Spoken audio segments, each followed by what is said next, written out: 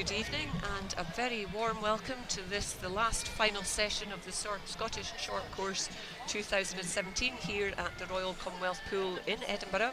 My name is Sandra Ingalls. I'll be doing the commentary tonight, ably assisted by Cathy Johnson, sitting to my right and going to keep me correct all the way through the evening's Of course proceedings. I will, keep you company. Just like we do over a cup of coffee, Cathy. Oh, yeah. So I think you can see that the pool is looking absolutely tremendous again this evening. We've got the Christmas music blasting out from the speakers. We're just waiting for the lights to get dimmed and the officials brought onto poolside. So we'll have a wee look through the programme and just see what we've got ahead of us, Cathy. Women's 400 metres individual medley starting us off. That A final, no surprise there, who's in the centre lane. Yep, Hannah Miley up for the win probably. Do you think she'll really push this one out, or what do you think she's going to do here? I think she will. I think she's used to kind of almost going it alone, seeing what she's got in the tank and kind of setting herself up for the long course season really. Yeah, and she's got her teammate Orla Adams, of course, beside her, so she knows exactly how each other swims. We then move to the men's 400 individual medley, and there we've got Dan Wallace in lane 5 and Callum Lawrie in lane 4. That's going to be a good head-to-head, I think. Yeah, absolutely. So Dan Wallace, new to Edinburgh University, getting really stuck in with his training there, getting on with Chris Jones really well. So seems to be really enjoying himself and yeah, has he been is. in great form this I think past that's 2 the days. main thing, he's enjoying swimming again. Yeah, just lovely to see. Then we have 250s, the women's 50 metres butterfly, men's 50 metres butterfly. Anybody you fancy there in particular? Women's event to me looks quite open. It does. I mean, we're used to seeing kind of Raquel Matos there in the 50 fly and Tane Bruce, but I think Raquel's moving on to rugby and Tane's got exams coming up, so taking a rest for this evening. So it is really open there between Kirsty Simpson, Jane Roberts, Emily Horn. Could be a real battle there. Real mix. And then Sean Campsey got that centre lane, but Alex Ogbonna, new addition to Edinburgh Uni. What can he do? Can he push Sean? I hope so. I mean, I've not met Alex before, and Sean Camps is obviously a kind of out-and-out sprinter. Yeah, out-and-out sprinter. You can see in that 200 fly yesterday, he really went out for it. So hopefully this 50 fly will be kind of an exhibition swim for him as well. Brilliant. Then it's the ladies 200 metres freestyle. Your old teammate again, Lucy Hope there, and we've got Rachel Mason beside her, and again those two girls will feed off each other. Yeah, absolutely. The men's one, well, Alexandra Marcourt, our visitor from Blamsk, with Stephen Milne in lane 5. Look forward to that tussle. That should be that would be a good race. And then we have the backstrokes. We've got the ladies and the men's backstroke. Lizzie Simmons commanding that centre lane as we would. I think we would have expected that one. Yeah, last night she had a really good 200 back, so I imagine 100 back will be equally as good. Brilliant. And then Craig McNally, he's been on form. He has been really good form. Nice to see him back. Yep. And then we move to the last individual events, 200 breaststroke. One of your maybe not quite so favourites. Actually, I didn't mind it short course. It was a lot of just holding your breath underwater, but good way of putting it. Yeah. So again, we've got Anke Geenham's one of our visitors, and Corey Scott, 2 centre lanes, and then the boys from the University of Stirling. Yep. Can anybody break their stronghold? Yeah, you've got 5 University of Stirling and 3 University of Edinburgh in that race, so see who takes the gold. Looking forward to this. So the lights are getting dimmed in the pool, and as we've just chatted through, we start with the women's 400 metres medley, individual medley, and this is the B final.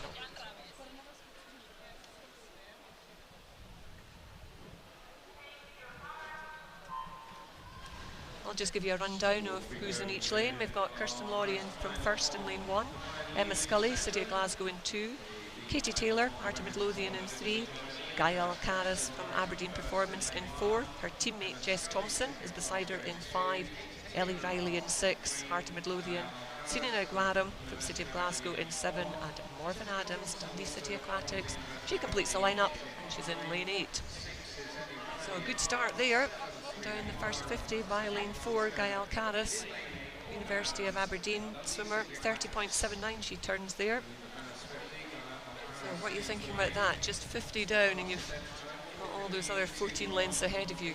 Yeah, it's awesome to get a good start, but each person will have their own individual strongest stroke. And like I said previous nights, that breaststroke's usually the one where it kind of mixes up completely. So hopefully Gaia can keep this lead the whole way, but we'll see when it comes to the back roll if things change. Certainly, even if your stroke's very strong, then if you use up too much energy too early on, surely, Cathy, that must be just absolutely disastrous as you go through. You said you've got 16 lengths, so you kind of want to make sure that you've got enough left on that freestyle leg to really bring it home. So Gaia did turn first. She turned in 106.30, but she's certainly not having all her own way, because right up and just beside her, up in lane 3, we've got Katie Taylor just stalking her all the way. And that was a lovely turn by Katie Taylor, taking her up and into the lead. She's now gone half a body length ahead of Gaia, with Jess Thompson in lane 5, just tucked in behind that. And if you look across to lane 7, Serena Guaram's also going very nicely. These 4 seem to just be pulling away from the other 4 girls in this B final. So as they make their way down this 3rd length of backstroke, not really a lot to choose between them. Katie Taylor still with the advantage, that cap of the Heart of Midlothian. Heart of Midlothian producing some superb young girls. Yeah, absolutely. Under Phil Potter there at Hearts, got a really strong team going at the minute. I mean, obviously Kiana McInnes comes straight to mind, but it's not just that he's got one, because the girls' medley relays and freestyle relays, for that matter, and the juniors often going to Heart of Midlothian.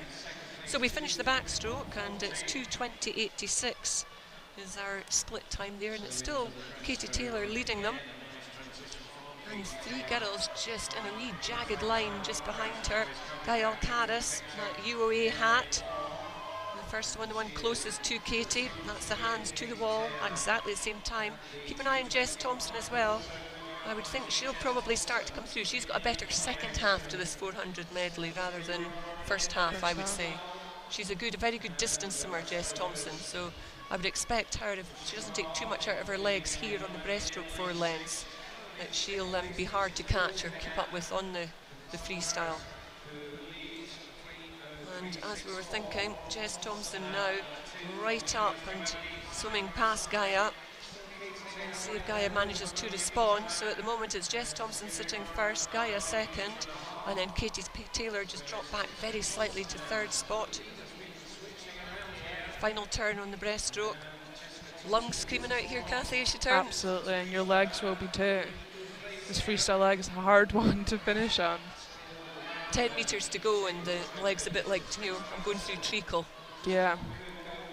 So we're coming to the end of this breaststroke 100, and it's Jess Thompson now leading, 3:45.56 to Gaia's 3:46.46, and then Katie Taylor 3:48.70. And that's our 1, 2, 3. It does look like Jess Thompson has left enough. She's now a full body length up. She's gone to her legs. She must just be screaming out. Gaia plugging away there in that 2nd spot. She's not going to give that up that very easily. So last 50 to go, 4:18.20. And there's now over 2 seconds of a gap between Jess and Gaia. And then there's another 2 and a bit seconds back to Katie. Kind of a bit tighter for Katie by the looks of it. Have a wee look in lane 6. That's Ellie Riley, one of her teammates, just beginning to push on beside her. There was only 0.2 between them in the heats this morning. And so I don't think Katie is going to be caught. I think Ellie's perhaps going to run out of pool. So there's our leader. She's coming right in to the wall, pinches very strongly in 4:50.10. That's a whopping improvement. She went 4:59 this morning. So actually gone 4:50 in the morning heat. She would have been in the A final. Yeah. Gael Caris taking 2nd there, 4:53.22.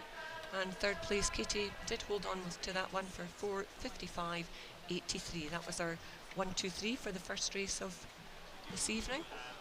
I do love the 400 IM. How about you, Cathy? That's not one of my favourite things to do. No, I retired very early from a 400 IM. But then, we ask for all young swimmers to be brought up as medley swimmers. Yeah, exactly. It's good to have kind of a mix of everything, because you never really know what you're going to grow into being the best at. So if you can hold on for a 400 IM, absolutely do it when you're younger. When you're older and you've got a bit more muscle on you, that lactic acid is absolute nightmare to get through a 400 IM. Well, that picture is of Jess Thompson actually in the blue hat just coming out of the water there. You could see she was breathing, but not heavily. I've seen the sprinters doing Yeah, 50 yeah. and heaving as if to say, yeah, I can't get out the pool. So, no, all credit to them. It's just a lovely event because the lead can change so much. Changes so much throughout, yeah. And you do see the strengths and weaknesses. I mean, a good 400 IM, you've got to be strong in all 4 strokes. Yeah.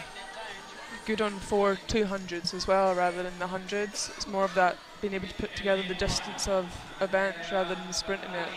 And we do see that. We often see Hannah doing that, don't we, in Yeah, events? she does 200s with every stroke. Yeah, with a very busy programme all the way through. Right, well, have a wee look at our A finalists. So Anakira Benardi, she was in lane 1 from Mount Kelly. In lane 2, we had Edinburgh University's Tara Hayworth. In 3, it was City of Glasgow's Katie Shanahan. 4 was University of Aberdeen's Hannah Miley, with her teammate Orla Adams right next to her. Kiana McInnes with Marta Midlothian in lane 6. Chanel Snedden going through your picture there, University of Stirling in 7. And Ailsa McDonald, Northampton, completed the lineup in lane 8.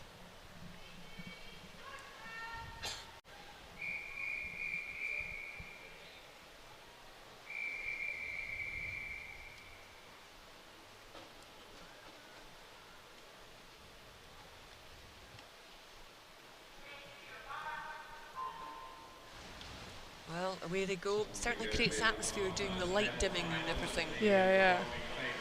It's good for the main pool, not so much for the swim dim pool when it's dark. Lots of bumping into each Lots other. of bumping into each other. So we'll just let these swimmers just settle in, and then you can see Kiana McInnes in lane 6, and she was the junior we were talking about from Harden, Midlothian. Great fly swimmer. She is going to the Gold Coast next year as part of the Scottish team to do that 200 fly. Been out to World Juniors as well to great success, and there we go, we can see the strength of her as she is now a body length up, with Hanny Miley sitting second at the moment as they come up to complete the 3rd length. And then there's really a group of swimmers behind them, probably the best of which could have been Tara Hayworth maybe.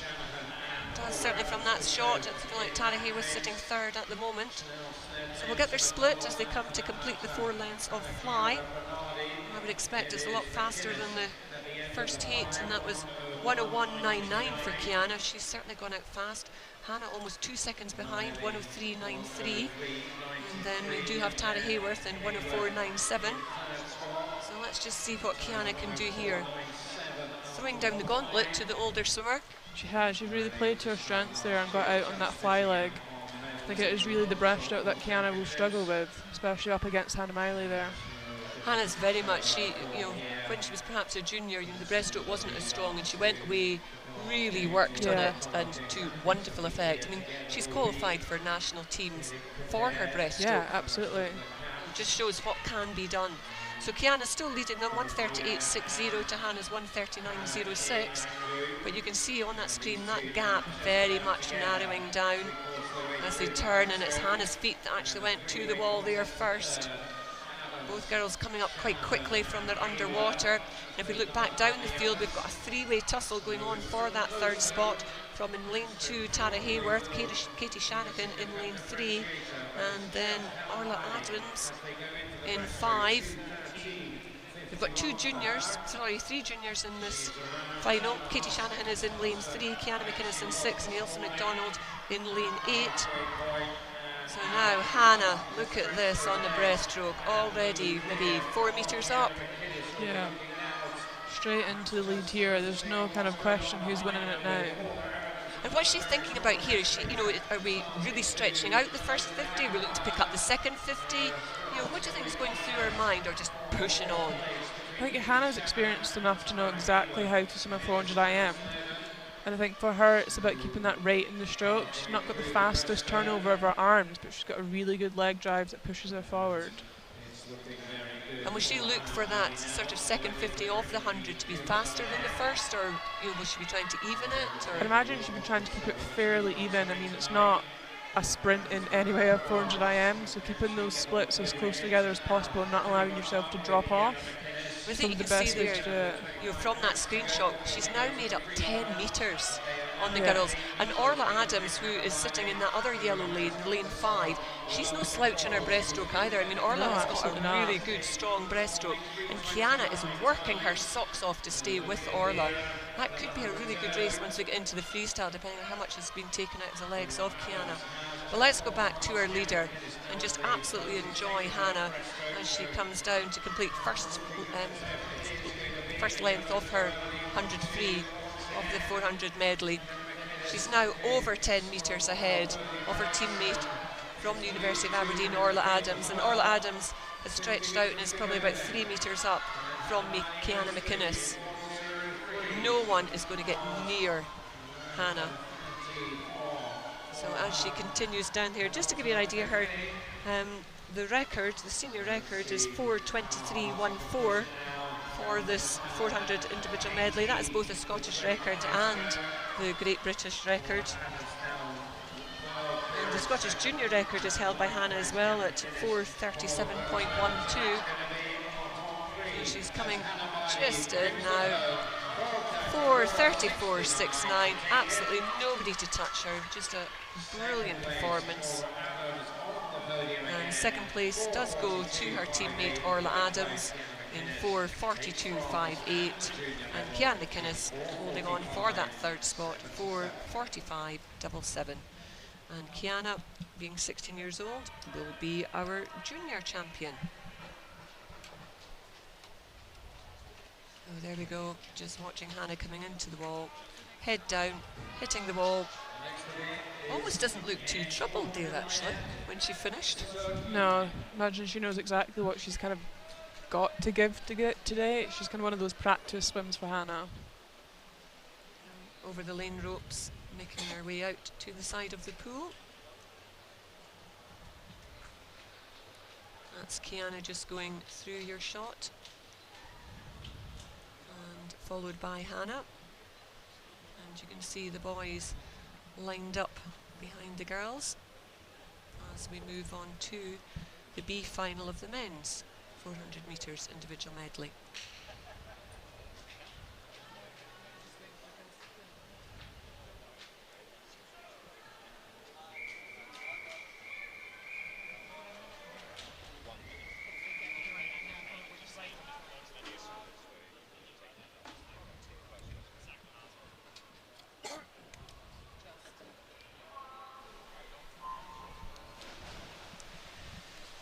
Just give you the competitors in this B final for the men's 400 metres individual medley. In lane 1, Daniel Ferguson from West Lothian. Oliver O'Halloran from Derbantside is in lane 2. Andrew Moore, University of Dublin, is in 3. Joseph Miley, University of Aberdeen, is in 4. Thomas Tispanis from University of Edinburgh is in 5. Duncan McKinney, City of Glasgow, in 6. Samuel Peck, Mount Kelly, is in 7, and in lane 8, City of Sunderland's Jay Manners. So as we go to the action in the pool, brilliant start. Fantastic start. With lane 3, Andrew Moore, University College Dublin. He remembers this is a 400 IM. Yeah, he's opened up an absolutely huge lead. Makes you wonder maybe if the heat didn't go quite to plan. I think he might have been going for a 100 fly time there by the looks of his back roll. 53.91 at the turn, and he's taking his time from now on. He certainly looks like he's perhaps jumped from the competition pool straight into the swim down pool. So there we go. So we'll have a wee look at the other boys, and it is that University of Aberdeen hat that popped up there, being worn by Joseph Miley. He is in lane 4, with Thomas from Edinburgh University in lane 5, just alongside him. I was going to look up to lane 1. We've got one junior in this B final, and that's Daniel Ferguson. Some way back actually at the moment. Brilliant 1500 swim from him last night. Yeah, absolutely amazing 1500 swim. Wouldn't be surprised if he's feeling it just a little feeling bit it today. A little bit, yeah. So we're coming down to complete this length of backstroke, and it is in lane 4, Joseph Miley, who has now opened up maybe 2-3 metres of a lead. And and he turns there in 2:06.92. He's followed to the wall by Tisopanis from Edinburgh University in 2:09. So once again, keep an eye on the breaststroke where so much can change through the 4 lengths. I mean, is it that you have to have such a strong breaststroke, or is it because there's more time spent on the breaststroke leg that you can make more of a difference in the 4 lengths of breaststroke?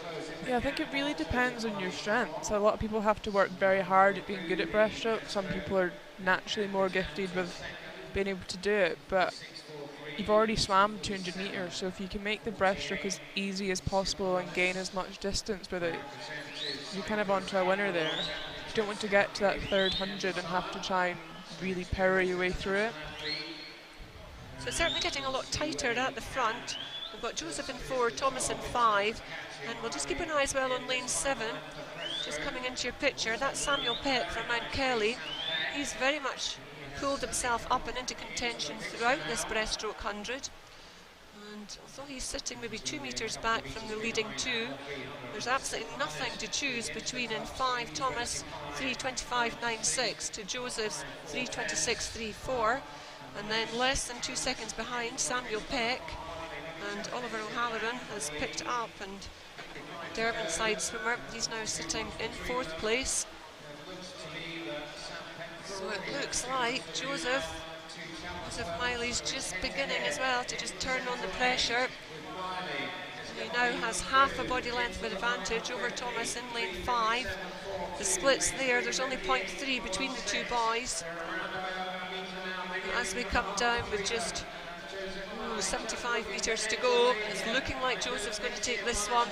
Thomas is going to have to settle for 2nd place, and it's looking like Samuel Peck should take the 3rd spot. So 10 metres to go, and Joseph's going to bring this one in, brings it in by a body length. Joseph winning it in 4:26.77, just under a second behind, 4:28.65, that's Thomas, and 3rd place did go to Samuel Peck, 4:32.31.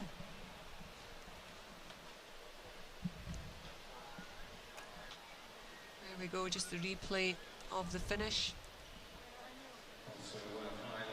Interested to note, he does put his head down for the wall, but maybe only 3-4 metres out, as opposed to, as a junior, you're very much taut, aren't you? See the red 5 zone, metres, head stick down. that head down, hit the wall. Yeah, see Tom there breathing under the flags. I'm sure you'll get told off for that in a bit.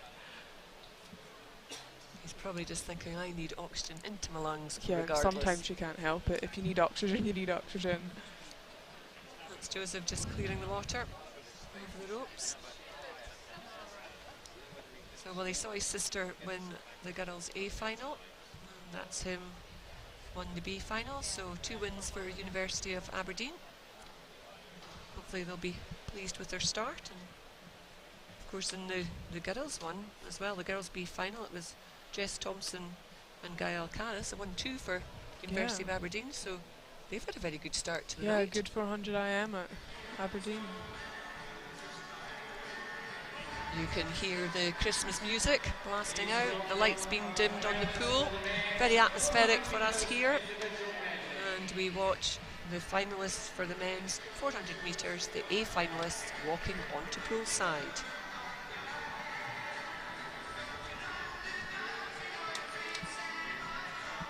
So in lane 1 we have Giano Napolitano from North Lanarkshire swim team. And then in lane 2, from the University of Stirling, Tony Joe Trett Oliver. And then lane 3, we've got City of Sunderland, Zach Globe. In 4, it's University of Stirling's Callum Lawrie.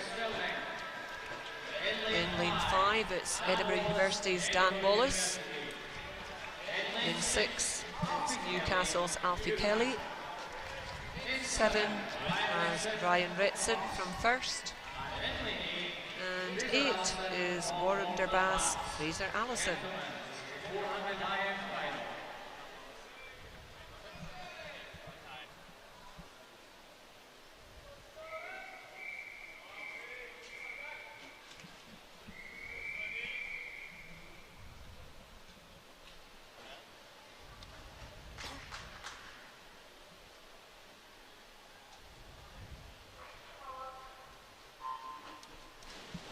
Well, I'm looking forward to see what Dan is going to do here. Yeah, absolutely. Really did like the way he's raced over the past couple of days. I just feel it's back to the old Dan Wallace, that one that won that 400M back in Glasgow. Yeah, and a he'll bit be years looking ago. to defend that title in 4 months' time in Gold Coast. I hope he gets a chance to do that, because he's really knuckled under, enjoying Edinburgh. He has. Speaking to him earlier on, and he feels that things are just beginning to swing along. Yep. So he does turn first, but only just 27.25. He turned first, and Gianno Napolitano turning second. It's a very relaxed stroke from Dan. It is, and it's almost a skill to make it look relaxed as well. He will be working fairly hard at this point, but again, he's very experienced. He knows he's still got another 12 lengths after this, not to give everything away on that fly leg. You're really not seeing a lot from his legs there either. It's quite languid. Just balancing out his arms. I mean, really lovely to watch. And he turned first, 58.78. Second to the turn was Zach Logue in 59.13. And then Callum Laurie following them then into the wall. So Dan stretching it out. And perhaps a tiny gap, but really there's not much in it. Those 3 boys in the centre. Dan got the slight advantage from lane 5, Callum Laurie in 4, and then Zach Logue up in lane 3. Good turn there from Dan. Maybe made up about a metre. Yeah. Every little helps and stuff like this. That kind of push off the walls where you get a lot of power. So if you can make that count, takes away some of the swimming element. That fly kick, some people start saying it's almost like a 5th stroke. It is, yeah. Having the knack to really be able to go underwater where there's less effortlessly resistance. Underwater. So keep an eye as well up on lane 2. Good. Trent Oliver has managed to bring himself back into contention. But 2:04.14 as we go through the 200 marker. And Dan now a full body length up. He has got a very good quality breaststroke as well. He has, and he works quite hard on getting that kind of effortless stroke, like we were saying with Hannah. Kind of that long glide out the front and getting a lot from that kick. And Callum Laurie's no slouch in the breaststroke either, and you're seeing that too. Dan's really not pulling him away at all. And if anything, I would say Callum Laurie's actually beginning to eat into that lead. Do you think Dan will respond? Do you think he's, I think Dan still looks very relaxed. See, Callum Laurie's rate's a lot higher than it is for Dan, so I'd imagine he's kind of saving something for this 100 freestyle to finish. So final turn on the breaststroke. And it's almost like Dan is out swimming Callum, but Callum just that last 2 strokes before the wall, just picking up, going into the wall perhaps a little bit faster. Yeah. So we've got that battle going on for first and second. If we look back down the pool, we've got a battle also going on for third and fourth between in lane 3 Zach Logue and Tony Joe Trent Oliver in lane 5. So we turn there as Dan turns first 3:15.29 to Callum Laurie's 3:16.13. So less than a second between the 2 boys as they go into the freestyle. Of course, Dan, part of that 4x2 freestyle team, so we know he really is strong on the freestyle. But Callum Laurie is just hanging in there. He's gritting away, turning, breathing to the right, and keeping his eye on Dan. Wee sneaky look from Dan there as he went into the turn. He's doing a double breath into the wall. Now, is that a sign that he's needing it, or is it just a sign of, I'm having a look at you, and now I'm going? I think that was purely just for a breath, but always good to know where your opponents are. I mean, there, to me, he's now looking like, you know what, I've had enough, I just need to put a wee bit of space. Yeah, go to the legs, get the win. Not quite maybe turned on afterburners, but he was certainly there into the wall. 4:13.31, very, as you said, controlled swim. Lovely swim there as well from Callum Laurie, 4:14.78, and it was Zach Logue that won the battle for that bronze medal in 4:19.11. And if we look back, it'll be Daniel Ferguson from West Lothian who took part in the B final, and he'll pick up our juniors.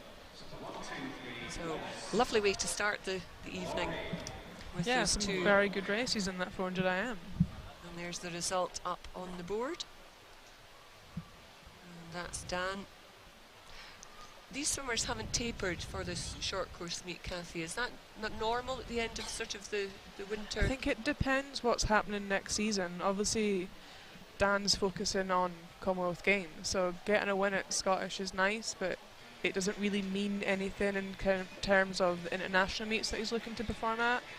I know he's starting his long course season next week at English Nationals, and imagine that for him is more of a sign of how well he do rather than the short course.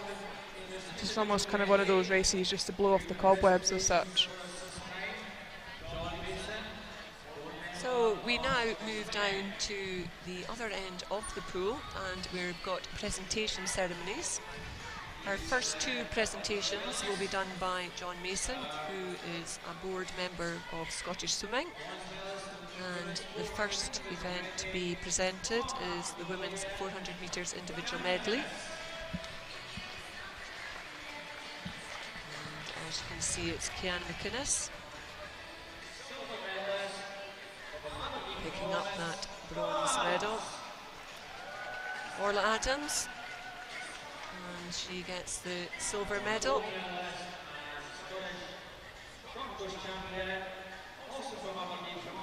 we can now see Hannah Miley waiting just to step up onto the podium. And Hannah is our Scottish gold medalist, Scottish national and open champion. Little congratulations all round. Cian McInnes, or at least a representative of. Yeah, I think Kiana's in this next race, so she'll be getting ready. And so she takes the junior title. Lots of laughs there, because get presented medals for no work. Just take them and say thank you very much. Absolutely. So first presentation done. We'll now wait for the boys to make their way down the pool side. Don't just ask them to swim 16 lengths, but then ask them to walk an extra 50 metres down to the podium. The second presentation still being done by John Mason.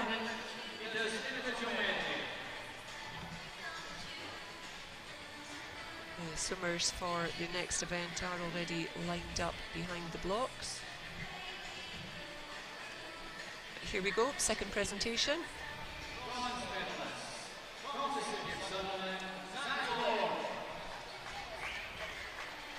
So our bronze medalist, Sunderland's Zach Logue. That big fight for that medal between him and Tony Joe Trett Oliver. Silver medalist, that's University of Stirling's Callum Laurie. And then our Scottish Open and national champion. Does he look a bit sore getting up on that podium? He always looks slightly angry, doesn't he? Asking for a smile, not a scowl. So Dan Wallace applauding the junior, and the junior being Daniel Ferguson, the 16-year-old from West Lothian. So well done to those gentlemen. Great way to start our final session of finals in this short course. Photos getting taken on the podium for posterity. And they'll head straight off to the swim down pool, yep. Try and get rid of that lactate.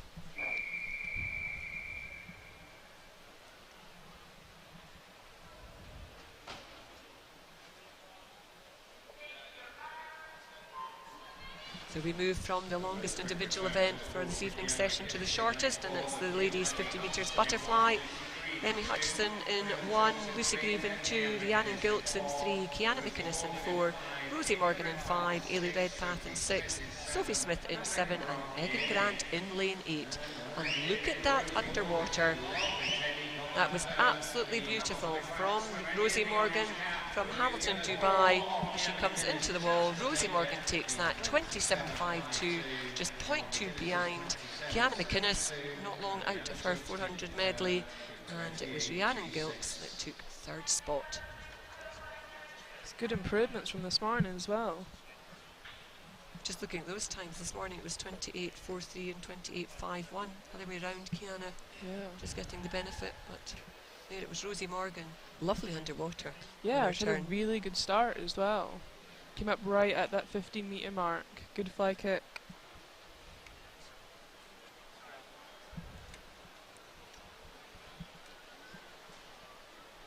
once again, lights are dimming. And we will move on now to the A final for the women's 50 metres butterfly. And out they come onto poolside.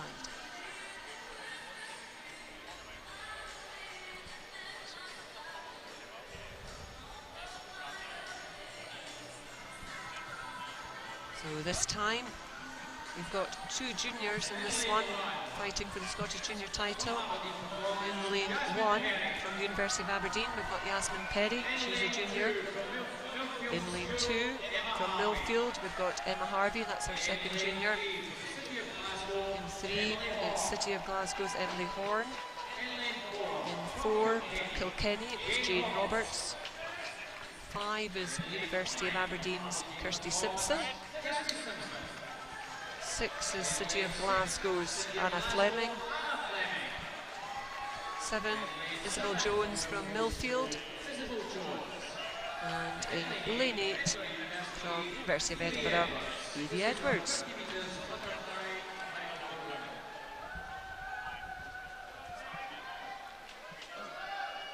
Where do you think this one's going to go, Cathy?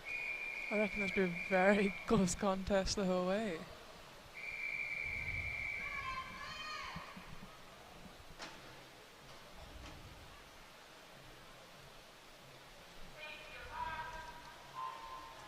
There was only 3 100s between the two girls in those centre lanes, Jane Robertson 4 and Kirsty Simpson in lane 5, but the best start there by lane 3 is Emily Horn, and it's Emily Horn that's going to get to the turn first. She turns and is down the second length. She's almost half a body length up. Emily Horn from the City of Glasgow, and she is looking really strong as she comes down this. I don't think that anybody's going to catch her from those middle lanes. Emily Horn takes that in 26.90. Second place going to Jane Robertson, 27.20. And third place, Kirsty Simpson, 27.34. There you go. If we look at the finish there again, Cathy, half a body length. Clear winner. Spotted that wall perfect as well. I think Emily pretty much had that one from the start, from the dive. Just absolutely superb. And junior, I got Emma Harvey as our fastest junior. I think Emma finishing 4th there. So Emily Horn taking that one. And Emmy Harvey will take the junior title. So Fast and Furious. Nicely, easily taken into it by the 400s, but now they're just coming thick and fast.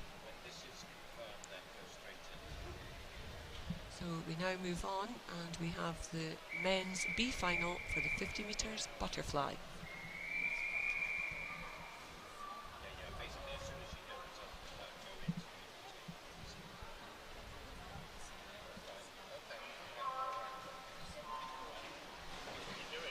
Off go the B finalists. We've got Zina Salkovius from Perth City in 1, Grant Henderson in 2, Christian Milks in 3, Tom Bealey in 4, Ali Wright in 5, Ian McCallum in 6, and Gregor Swinney in lane 7. And it is lane 5, Ali Wright, who has got the best turn, and he's coming down and into the red zones. I don't think anybody's going to catch Ali. He's going to take this B final and does so in 24.74. Ian McCallum was 2nd and Tom Bealey 3rd. Over very quickly. Very quickly. Just having a look at the records, and we've got to go back to Todd Cooper for our senior record of 23.49. Mark Schranek holding the junior record, so that's more recent, 25.13. But I think we could do with that one going. Yeah. 23.49. Our fastest qualifier, I'm afraid, tonight is... Second to take off? Yeah, a whole second, 24.40. Do you think Sean Campsey could take that off? I guess we'll find out. It's a big ask on a 50. You've not really got much time to work out those kind of skills around the wall and the dive. He's another one as well who is looking, we presume, towards Gold Coast, and this has almost become very much a swim-through meet. Yeah, I mean, they don't really have a lot of time to taper for this meet, get back into hard training and taper again for Aprils. Imagine for most of the kind of Scottish athletes here that are going to Gold Coast, it will just be a hard meet to get through. They might have, I'd imagine, have had a small rest, kind of taken this week a bit easier, but kind of no rest from now until April. Not much else. So here we go, we'll go through the A finalists. We have Callum Reid from Edinburgh University in 1, Ewan Dunbar from Aberdeen Dolphins in 2, Adam Taylor from the City of Sunderland is in 3, Sean Campsey from the City of Glasgow is in 4, Alex Ogbonna from Edinburgh University is in lane 5. We've got Jonathan Seats from Edinburgh University in lane 6. From the University of Dublin, we've got John Higgins in 7, and Aberdeen Dolphins, Robert Bryce is in lane 8.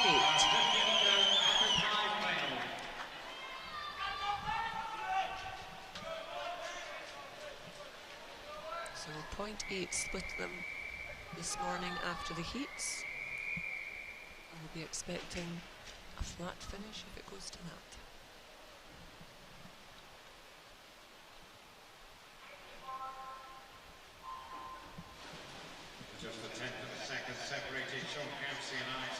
Oh, who's got the best start there? It looked like it could have been lane 5, Alex Ogbonna from Edinburgh University, but as they turn at the wall, absolutely nothing at it. Maybe Sean Campsey's fingertips very slightly ahead, but he's really being pushed by Adam Taylor, just 1 lane above him. Can Sean Campsey just keep his head down and spot that wall? Oh, Sean just gets it, 24.20. Alex Ogbonna takes 2nd place and Adam Taylor 3rd. Oh, very tight, just 0.22 between 1st and 3rd. Oh, fantastic finish there, and earlier on Liam Harkins from 1st swam in the heats, and he will be our fastest junior. He will pick up the Scottish junior title. No juniors in either the A or the B final there, Cathy. We're more likely to see, in all honesty, the juniors in the girls' finals. Yeah, I mean, it is that kind of puberty age as such. The guys, especially for the sprints, it's power and strength that get you through it. So the girls are obviously a bit more mature at the junior ages compared to the guys, so they've got more of a chance of getting up there into the finals against the senior girls, whereas the guys are almost waiting another couple of years to get up in there with the strength. Either to grow or to grow into the frame that has grown, to get used to your lanky limbs. Get some control back. Yeah. Right, we are now moving down to the bottom end of the pool, and we will be having the 2 presentations, and this time they're done by Tom Tracy, who is a past president and life member of the Scottish Amateur Swimming Association. Tom also does an awful lot during the actual championships downstairs in the box. Not seen a lot out on poolside, but does an awful lot behind the scenes. So that bronze medalist is being handed by Tom over to Kirsty Simpson from the University of Aberdeen. Kirsty, a very good sprint backstroke as well. Yeah, very good sprint backstroker. So that silver medalist there just being handed over. So that's Jane Roberts from Kilkenny. And then our gold medalist in the Scottish National and Open champion. Lovely smile there from City of Glasgow's Emily Horn. There we go, it's Emma Harvey, Millfield's Emma Harvey, getting the Scottish junior medal. Congratulations going all round from Kirsty. I was speaking to Kirsty earlier and she was saying that she'd been working up until 1 o'clock yesterday and just basically ran down the road from Aberdeen and straight into the pool, into some of her events. It's the same for a lot of the university students just now. They've got exams going on. I know Tane Bruce had one in between heats and finals yesterday, as did Craig Benson. It's quite a hard balance at the minute, trying to race and study at the same time. Certainly did neither of them any harm, because both of them swam absolutely brilliantly. Yeah. You know, Craig Benson just now is just absolutely on fire. Hopefully their exams were. I know. Okay. Well, I'm looking forward, I must admit, to that 200 breaststroke at the end of the session. See what happens there. So let's go back to the presentations. And 3rd place there was Adam Taylor from the City of Sunderland. Saw him getting the medal, for the bronze medal. 2nd place, and the silver medal, Alex Ogbonna from Edinburgh University, and City of Glasgow's Sean Campsey taking the gold medal and the Scottish title.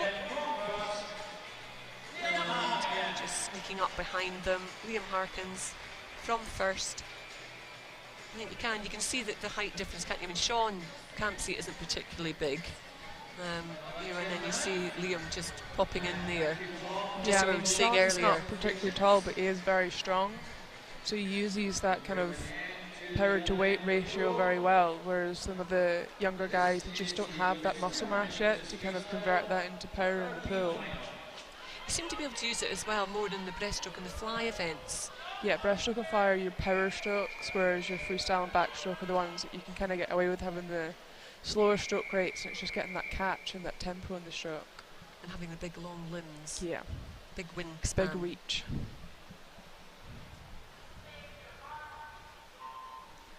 We now move on to the 200s. So this time it's the ladies 200 freestyle that goes away first. This is our B final. Alice Alcaraz from Aberdeen Performance is in lane 1. In 2 we've got Iona McLeod from Dundee City Aquatics. 3 is Hannah Featherstone, University of Stirling. 4, Sophie Smith, St Thomas. 5, Katie Stark, Edinburgh University. 6, Georgina Dennis, Mount Kelly. And 7, Tara Hayworth from Edinburgh University. So as they go through the first 50, it is Katie Stark going through first in 28.21.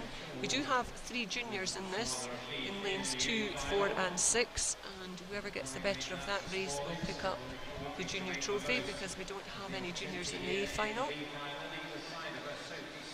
So as they go down that second 50, it is the centre lanes looking strong. We've got Katie Stark turning first, 58.83, to Sophie Smith's 59.23, and then Georgina Dennis. So again, another one of your ex-teammates from University of Katie's Edinburgh. kind of in her first proper season at Edinburgh University, coached by Matt Harden, but she's very lucky to have some of the best girls in Scotland to train with. She's in with Lucy Hope and Rachel Masson. She's getting on really well this meet as well. She's a bit more confidence behind her, I think. She went up to Aberdeen and then chose to come back down to Edinburgh. Yeah, and paused her degree, come back down to Edinburgh. And it seems to have been just a really good move for her, because she's just been performing, you know, absolutely brilliantly. And she's getting on really well with her teammates as well, which is always a good thing, that kind of moral support by the people that you're hoping to compete against. Well, certainly in this B final, she's taken it out from the start and she's bringing it absolutely right home to the finish. Ducks under that 2-minute barrier as well, a good bit faster than she went this morning. Finishes it in 1:59.81. I would hope she'll be happy with that one. Sophie Smith takes second in 2 minutes, 0.72, and third going to Tara Hayworth in 2:02.12. So with that, it'll be Sophie Smith, that'll be our junior. Sophie from St Thomas. Again, she had a superb season last year, off to the Commonwealth Games juniors. And yeah, absolutely. You know, and from a small club, lovely to see the small clubs, you know, producing these swimmers. Yeah, I mean, the kind of age group teams, kind of sometimes underrated when you get the kind of university teams that are up there with multiple Scottish champions in them, but there's nothing wrong from coming from a small team. If you work hard and you've got a bit of talent, then there's no stopping anyone. Totally, and her coach, Scott Haxton, holds down a full-time job, you know, in education, as well as running the swim programme for St Thomas. You know, it's a big ask. It is a big ask, but he's obviously quite dedicated to it, and the swimmers are dedicated to him, so it's a good teamwork. It certainly is, and it's lovely to see the team getting success. Let's have a look at our A finalists. In lane 1, we have Anna Fleming from the City of Glasgow. In lane 2, Abby Houston from City of Sheffield. Hannah Miley back in action in lane 3 from the University of Aberdeen. Lucy Hope, University of Edinburgh's swimmer in lane 4. Her teammate, Rachel Masson, in lane 5. And another teammate, Monique Olivier, in lane 6. Then we have Emily Horn back in the water, City of Glasgow. And Wilson O'Neill, again from City of Glasgow, in lane 8.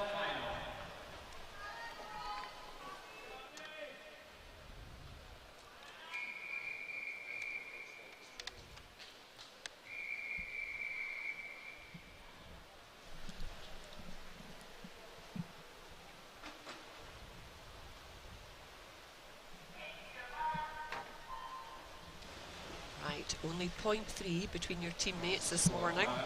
Lucy Hope and Rachel Masson. Who's going to take it this evening, Cathy? I think it is still pretty open, but you'd be silly to bet against Lucy Hope. She's had a cracking 1500 so far. I know Kat Greenslade was the fastest through to tonight, but withdrew. She's got medical exams tomorrow. Just like we were talking about just very briefly earlier, you know, this big balance between either work commitments and swimming or university commitments and swimming. So it is lane 4, it is Lucy Hope who almost straight away just goes into that lead, and she's now 3/4 of a body length up, and as she came out of that turn almost the full body length up. So Lucy sitting first with Rachel Masson just tucked in behind in that yellow middle lane, lane 5, halfway spot 55.57. Certainly looks like Lucy really is pushing this on. Rachel Masson perhaps more of a 50 and 100 rather than 200, would that be fair to say? Yeah, I think she enjoys the 50 and the 100 more, but her 200's coming up there, and especially in Scotland, getting that kind of 4x2 team together of course, it's Rachel, worth the pain of it. Exactly, and Rachel, you know, was at the Commonwealth Games in Glasgow. You know, yeah, they both really were, Lucy and Rachel. You know, she's very definitely an athlete that knows what she's doing and, you know, experienced. So still, Lucy Hope ahead, 1:26.22 to Rachel Masson's 1:27.68, and then you've got Hannah Miley up in lane 3, sitting in 3rd place. So Hannah already 1 gold medal in her pocket from tonight's session. Lucy Hope looking like she's really struggling here. She really did take out, she committed right from the start, and they are hauling her in. Rachel Masson is coming right up and into her kick. I don't think Rachel's going to catch her. Lucy hung on there. 1:57.64, what a gutsy swim. Rachel taking second, 1:58.41, and Hannah Miley taking third, 1:59 dead. That last little bit, maybe that last 10-15 metres, treacle. Pain. Out and out pain. Yeah. But sometimes you do have to test yourself and see what you can go out in. There's no point doing the exact same race over and over and expecting something different. And I know Lucy did a pretty similar race in Norway last year, and it was a lot more painful from that, so at least she's going up. I mean, she went out 55.79 and came back just under 62. 7 seconds of a drop off. It is quite a big drop off in a 200, but she is really looking to push that first 100 on. She went a 53 for 100 in the individual, so she's looking to get that second 100 down in this 200 a bit closer to that 55, and she's on to a winner. Give it her due, you know, she's given it a go, and as you say, this is the meet to try things out in. Yeah, and also she's taken it out by herself. There's no one else there that's taken out a 55, so having to hang on.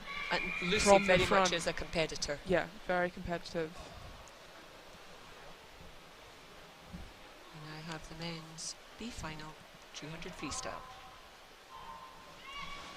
I'll give you the swimmers in this B final.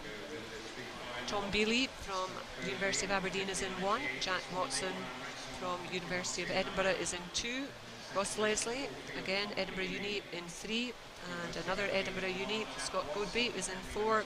First, Ryan Retson in 5. Kieran Preston, Edinburgh Uni, in 6.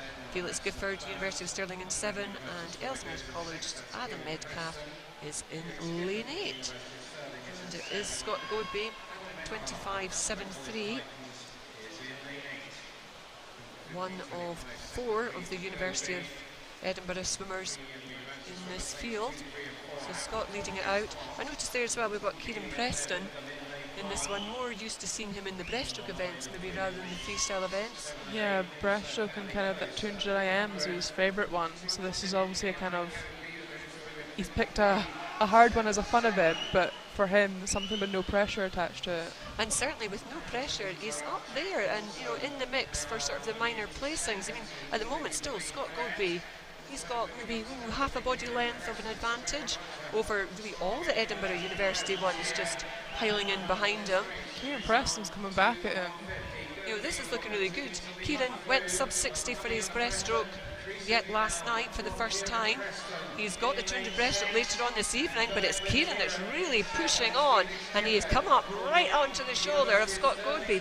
Also keep an eye on just one lane down from Keaton Preston in lane 7. That's Felix Gifford, now at the University of Stirling. He's trying to get in there as well, but I think it's going to be a fight between the University of Edinburgh teammates. In 4, Scott Godby. In 6, Kieran Preston. Kieran stuck his head down and to great success, 150.06.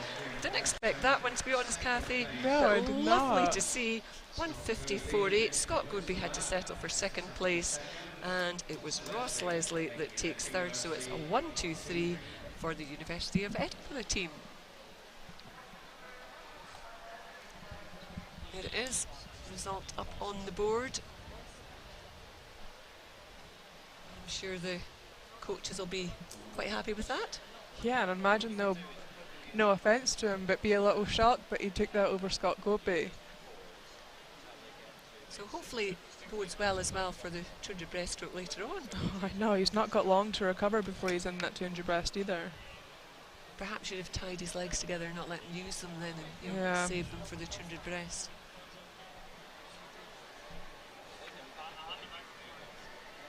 Once again, we can see those lights dimming. And we know that our next A finalists will be making their way onto the pool side. So it'll be the A final for the 200 freestyle for the men.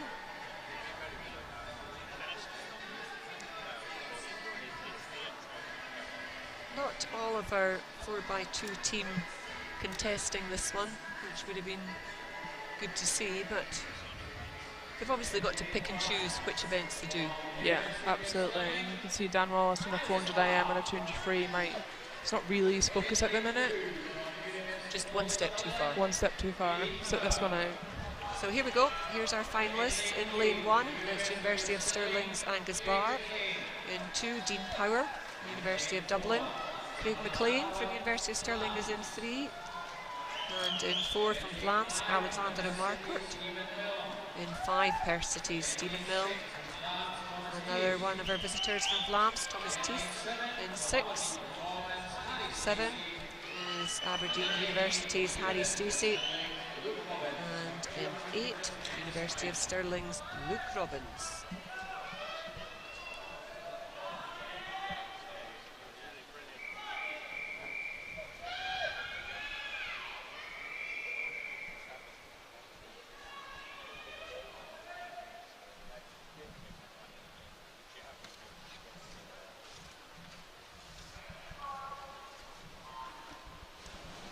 Well, this morning's heats, it was the visitor from Blansk, Alexandra, who went 1:46.40 to Stephen Milne's 1:48.43, so neither of the times particularly fast. No, What saving do you it all think's for gonna happen tonight. here? Well, I think straight away we can see Stephen's out and meaning business.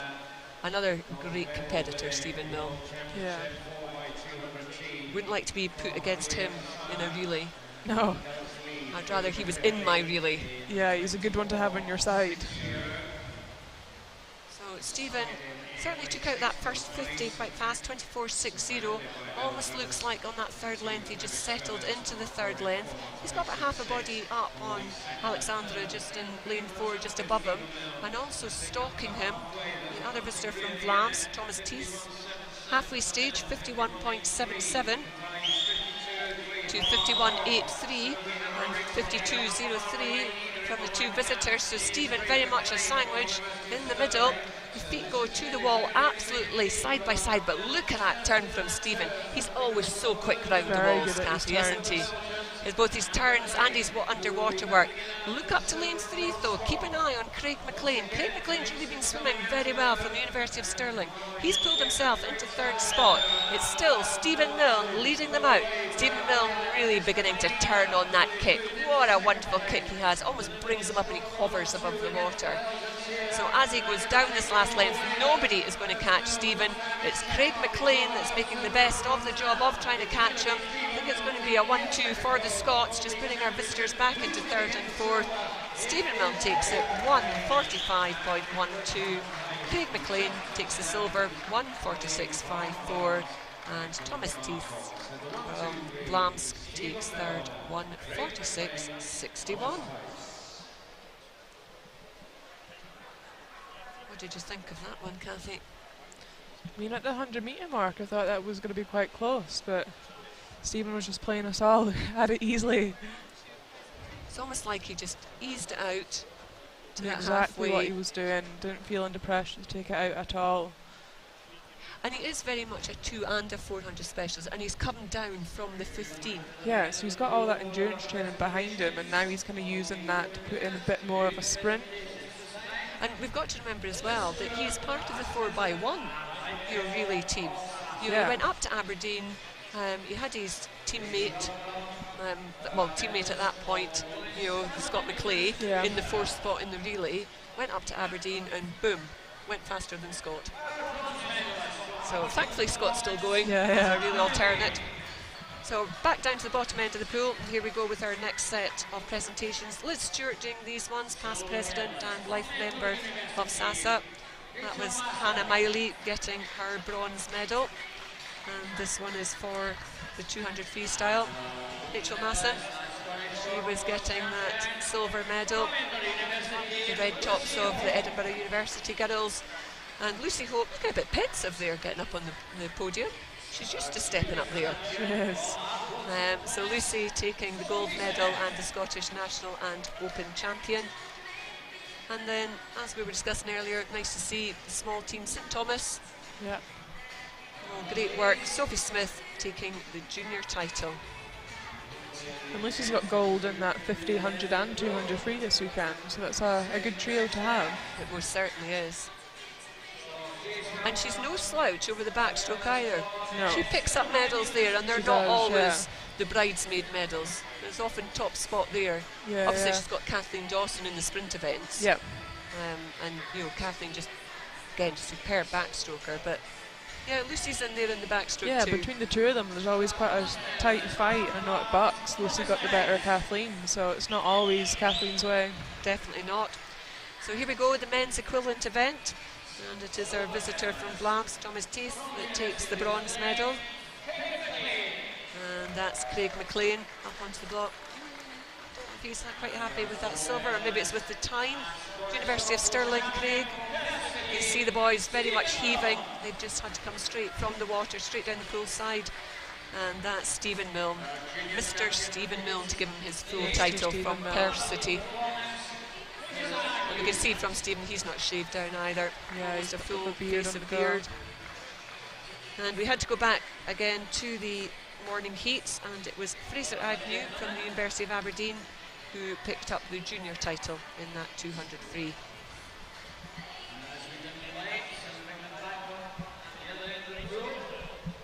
So we now move back to a slightly shorter distance. And it's the 100-metre backstroke.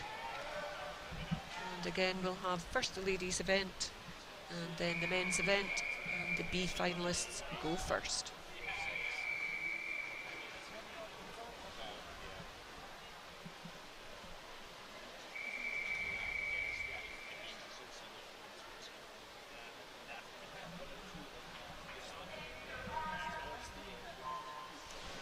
I'll give you the finalists here.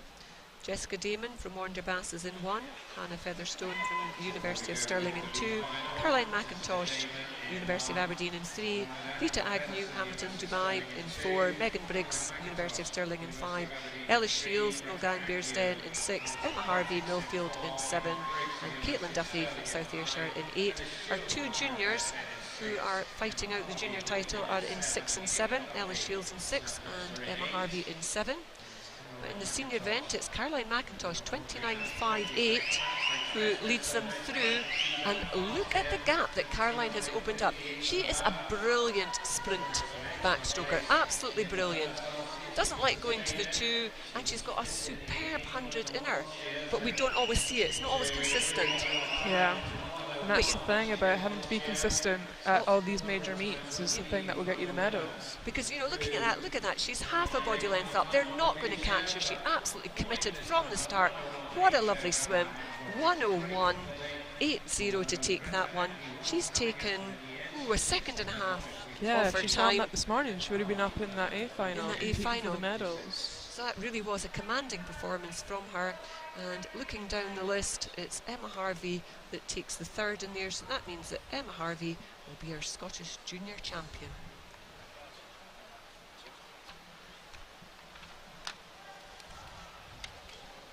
Just seeing Caroline duck under the lane ropes. She just has a really lovely backstroke. It's a very smooth stroke, a very powerful stroke. Yeah, it makes it look effortless. A lot of emphasis put on you getting that lovely steady head position. Yeah, you don't want to be like nodding or side to side looking. Kind of finding that spot where you've got that perfect distance of your chin. And yeah, keeping it nice and still, getting those arms to go round.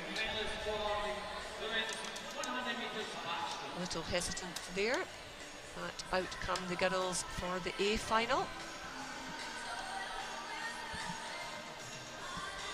And more of the Christmas songs going out as we get into the Christmas spirit. So the finalists here, we have from Kilkenny in lane 1, Jane Roberts. And then from University of Stirling in lane 2, it's Natasha Houghton. Her teammate, Emily Grant, originally from the northeast, is in lane 3. In 4, Lizzie Simmons, University of Edinburgh, originally from down south, we can say. Yeah. And then Kirsty Simpson from the University of Aberdeen in lane 5. In lane 5. In lane 6, it's Karen Reid, Edinburgh University. 7 is Isabel Jones, Millfield. And Robin Crawford, City of Glasgow. That blue hat in City of Glasgow in lane 8.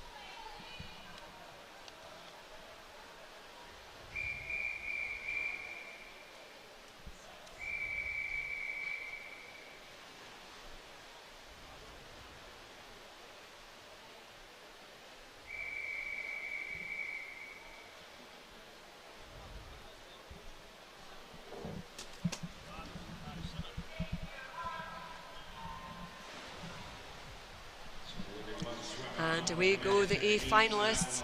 So only one went under the 60, and that was Lizzie Simmons, 59.51 in the morning heats.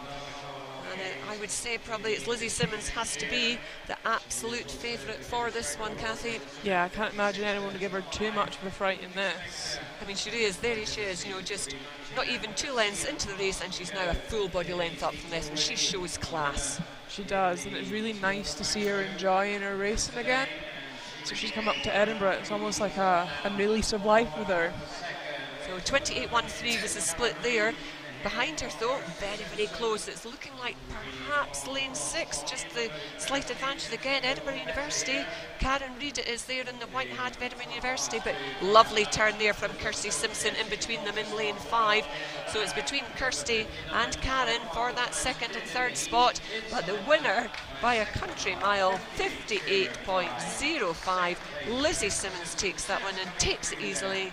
Kirsty Simpson, she got the battle for the silver medal. She's going to take the silver, and the bronze medal, it goes to Karen Reid.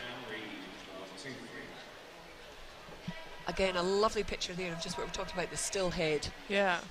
She's coming into the wall, she's not looking about anywhere, she knows exactly where that wall is. Yeah, she knows exactly where the wall is and how many strokes she needs to do it. There's no kind of ducking her head to get under and no gliding into the wall. So a lovely shot when you see it, you know, sort of slightly up above. It's something I never mastered. Thinking of backstroke as more of a recovery stroke. Yeah, too many times of gliding into the wall or finishing on my front in training. Comes to a race, I've got no idea how many strokes I am to finish on the wall. So all the juniors listening to this tonight and watching tonight. Yeah, no slacking in training, it becomes bad habits. And you just definitely suffer for it later on. Yeah, there's no going back. It's harder to change the habit than it is to build one. So I'm sure all the junior coaches that are listening to us tonight, Cathy, will be really glad that you've said that. Yeah. Don't learn from me on back crawl. We now move on to the men's 100 backstroke, and that's the B final, just getting into the water.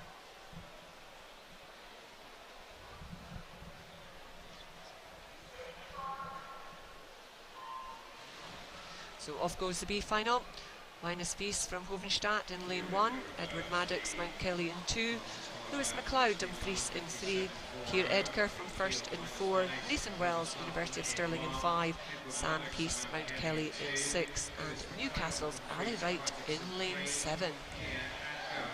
And it is lane 7, Newcastle's Ali Wright, that is the first to show as they come down to the 50, turns 26.70. Another one just like Lizzie Simmons before, already established quite some lead. Big long underwater there by lane 5's Nathan Wells, University of Stirling lad. That brought him right up and alongside the rest of the competitors in the field. But there's an out-and-out leader at the moment. Though coming back at him, Keir Edgar from 1st. Keir Edgar's our only junior in this heat, or should I say in this B final.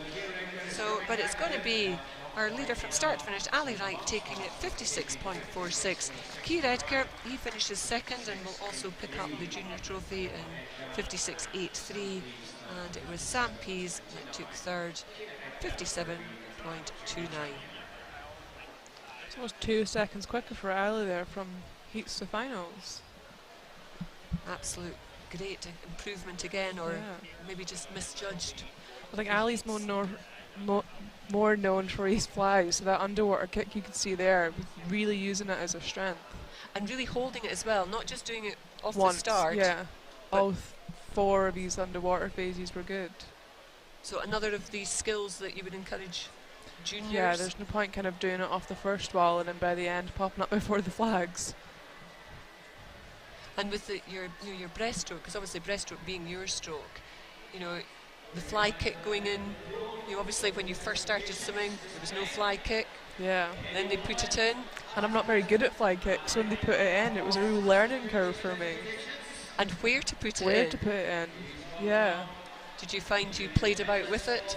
I did, because my pull down with my arms is the best part of my underwater phase, so it was really trying to figure out where to put that fly kick in to get the most out of my arms.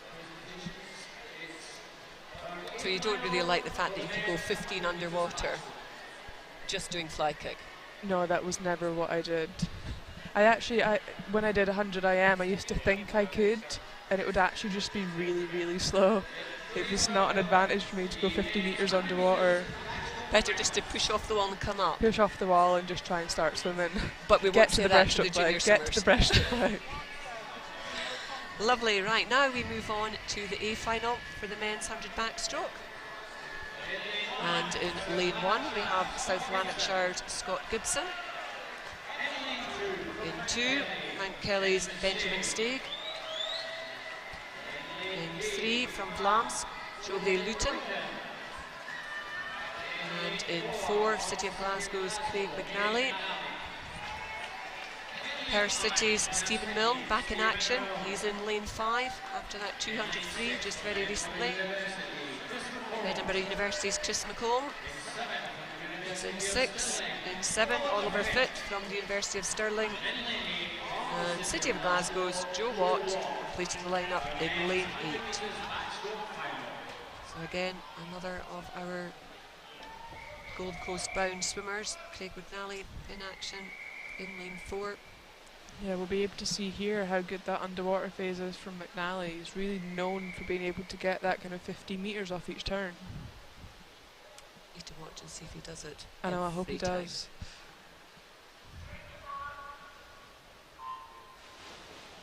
Well, away they go, and they are all underwater. Oh, up maybe at 13.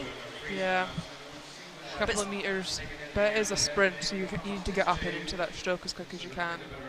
And Craig's done very well this championships as well, winning the 50, winning the 2. Yeah, you know, he's back in form again. Another swimmer that has moved club,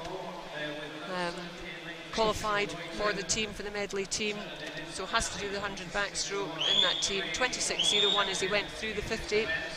Not having his own way though. Stephen Milne right beside him, pushing him all the way, and then 1 lane up. Our visitor from Vlaams, Joby Lufton. But it is Craig McNally, there we go, past the 10 metres, up and into his stroke. Craig McNally being pushed by Stephen Milne. So it's McNally and Milne, McNally in 4, Milne in 5, McNally takes it, 52.95. Stephen Milne just 2 tenths behind him, 53.15. and it was Luton that took third in 54.01. Another final quite a bit faster than the morning heats. Yeah. It's nice to see McNally back to form as well. He is such a nice guy. You always want him to do well. And again, you know, the move of club. Just a fresh pair of eyes and a different surroundings sometimes enough. It's not necessarily anything to do with the training, it's just a different stimulus. Sometimes you get kind of stuck in routine. You spend so much time, you know, as swimmers training. Yeah. You know, perhaps not, you know, nearly as, you know, the other sports, especially your team sports. They haven't got such a high commitment early on. Yeah. That it is important that you feel good as well as physically able. Yeah. I mean, mental kind of health and strength is the kind of thing that will separate the kind of winners and losers. And if you can get that kind of mental break from just moving club, then great. So we're just having a wee look at the presentations there. And it's Eddie Wilmot who's doing the presentations, another past president of SASA and life member of SASA. The bronze medal there going to Cannon Reid from Edinburgh University. The silver going to Kirsty Simpson from the University of Aberdeen, and the gold medal with that wonderful swim. And the Scottish Open champion is Lizzie Simmons. So you just saw Kirsty Simpson there getting the Scottish national champion gold medal. And then up from Millfield, Emma Harvey, she picks up the junior title. Lots of lovely smiley faces there. My guess being that seeing as how we only have one more individual event, they're probably finished. Yeah. Or maybe have the fun of a relay just still to go. Yeah, I think some of them might have that relay to go, that 4x1. Not a great way to finish the meet. Especially for those that are coming out the 200 breaststroke into it. I remember that pain. So here we go with the boys, the equivalent presentation, their 100 backstroke presentation. Again, lovely to see the visitors making the podium as well. So that is Jolie Luton from Vlamsk taking the bronze medal. Stephen Milne this time having to settle for silver. Wee shake of the head. And a lovely wry smile. Definitely heaving Craig McNally there. So Craig looking super, as you say, looking happy. That's a clean sweep for him. We talked about Lucy doing the same in the freestyle for the girls, and that's Craig just done it for the boys. And Keir Edgar, another one who's had a good meet from first, and he picks up the junior title. Well done, gents, and thanks very much, Katie, for doing those presentations. Back to the end of the pool. So, as the boys clear the podium area, we move back to the last individual event for the girls of this championships, and it is the women's 200 metres breaststroke, and this is the B final.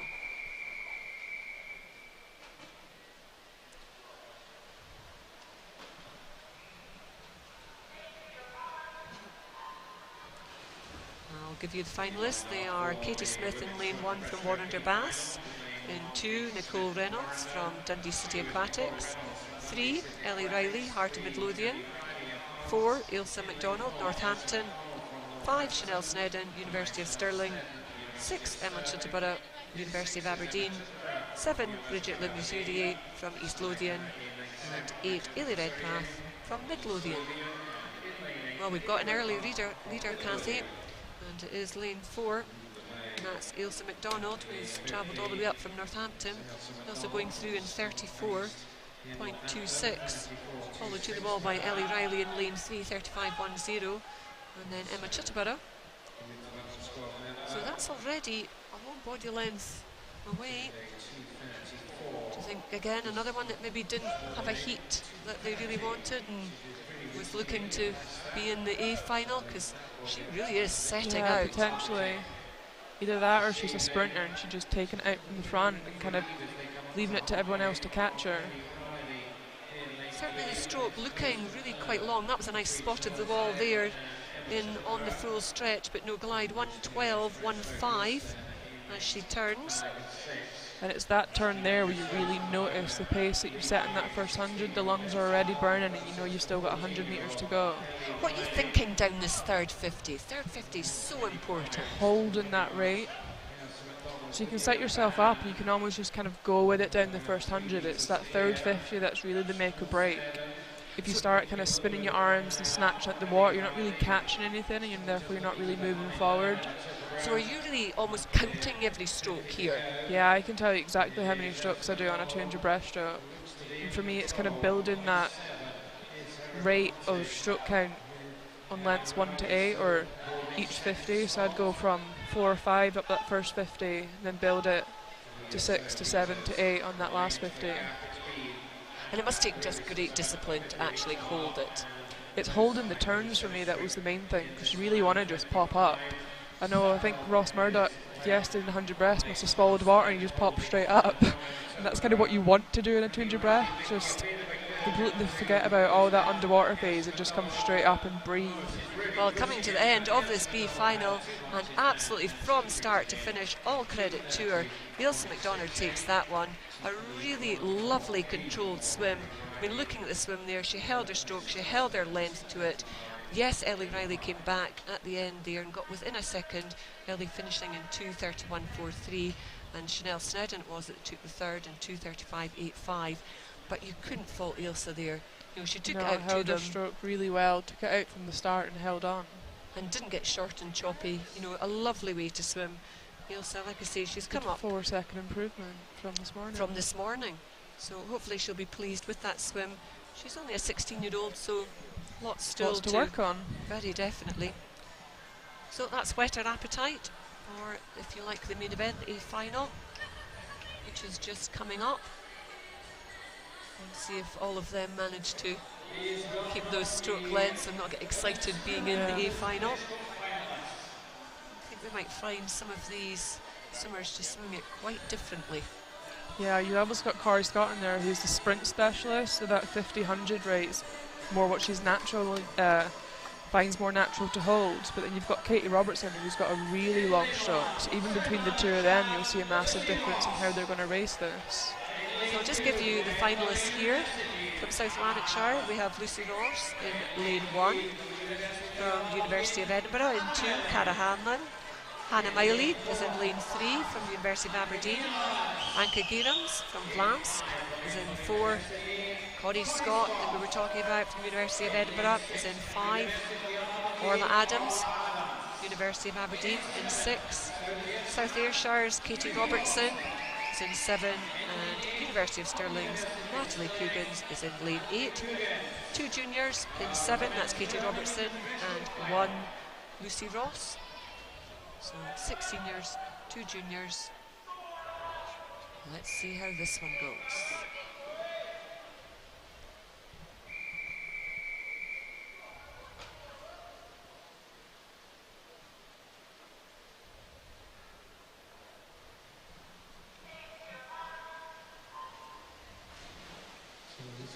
It's interesting, we were talking about Corey there, you know, that she's more of the sprinter. And I spoke to her after her 100 and she said, well, she was happy enough with the swim that she hadn't quite stuck to her race plan. Yeah, so and that's always the frustrating thing, when you know exactly what you've got to do and you don't execute it. So here, pretty much a blanket start actually down that first 25. That very distinctive stroke of Hannah's up in lane 3. I always think she looks quite like the Predator when she gets going on breaststroke. Yeah, and you can see how long Katie Robertson's stroke is there in lane 7. So great comparison. It was Corey Scott that turned first in 33.07, followed by Anka Geerams and Hannah Miley.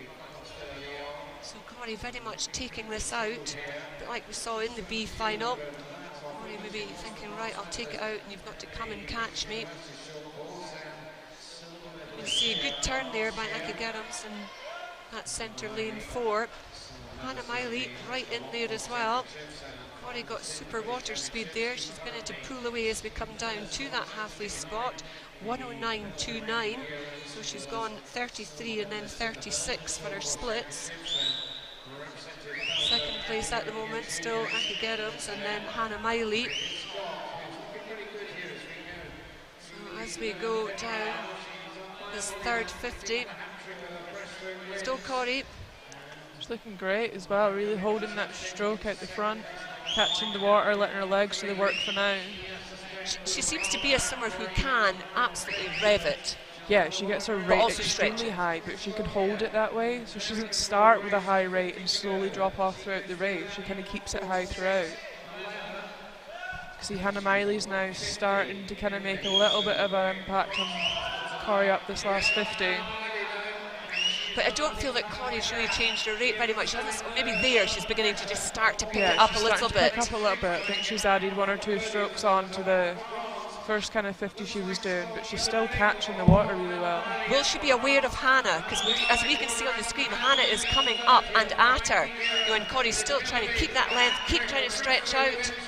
Here she goes, she's into that last 5 metres. I think Corrie's going to hold on and take this one. She does, she takes it, 2:24.48. Hannah getting really close to her, 2:24.76. And the third spot goes to Hannah's teammate Orla Adams, finishing in 2:26.49. And I'm just having a look, and it was Katie Robertson that finished the best of the juniors in 2:28.16. So Katie, again, I think she's got the 1, 2, 3 in the junior titles. Yeah, she does. You know, another really exciting prospect. Already been to the Youth Commonwealths. Yeah, and I think long course is really where she excels. I think the short course she might struggle a little bit, but long course, her skills are amazing. She's got that really long stroke, and I think that's why she benefits a bit more from being able to swim 50 metres in a row than stopping and starting to get around those walls. She's a big rangy girl, Katie, isn't she? She's a lovely big frame. Yeah. So, well, the girls certainly did deliver there. I mean, again, lovely strength from Hannah Miley to come back at Corrie, because Corrie certainly was, holding her stroke and going with it, but Hannah again showing her strength, didn't quite get there this time, and settles for second. We now have the men's 200 breaststroke B final.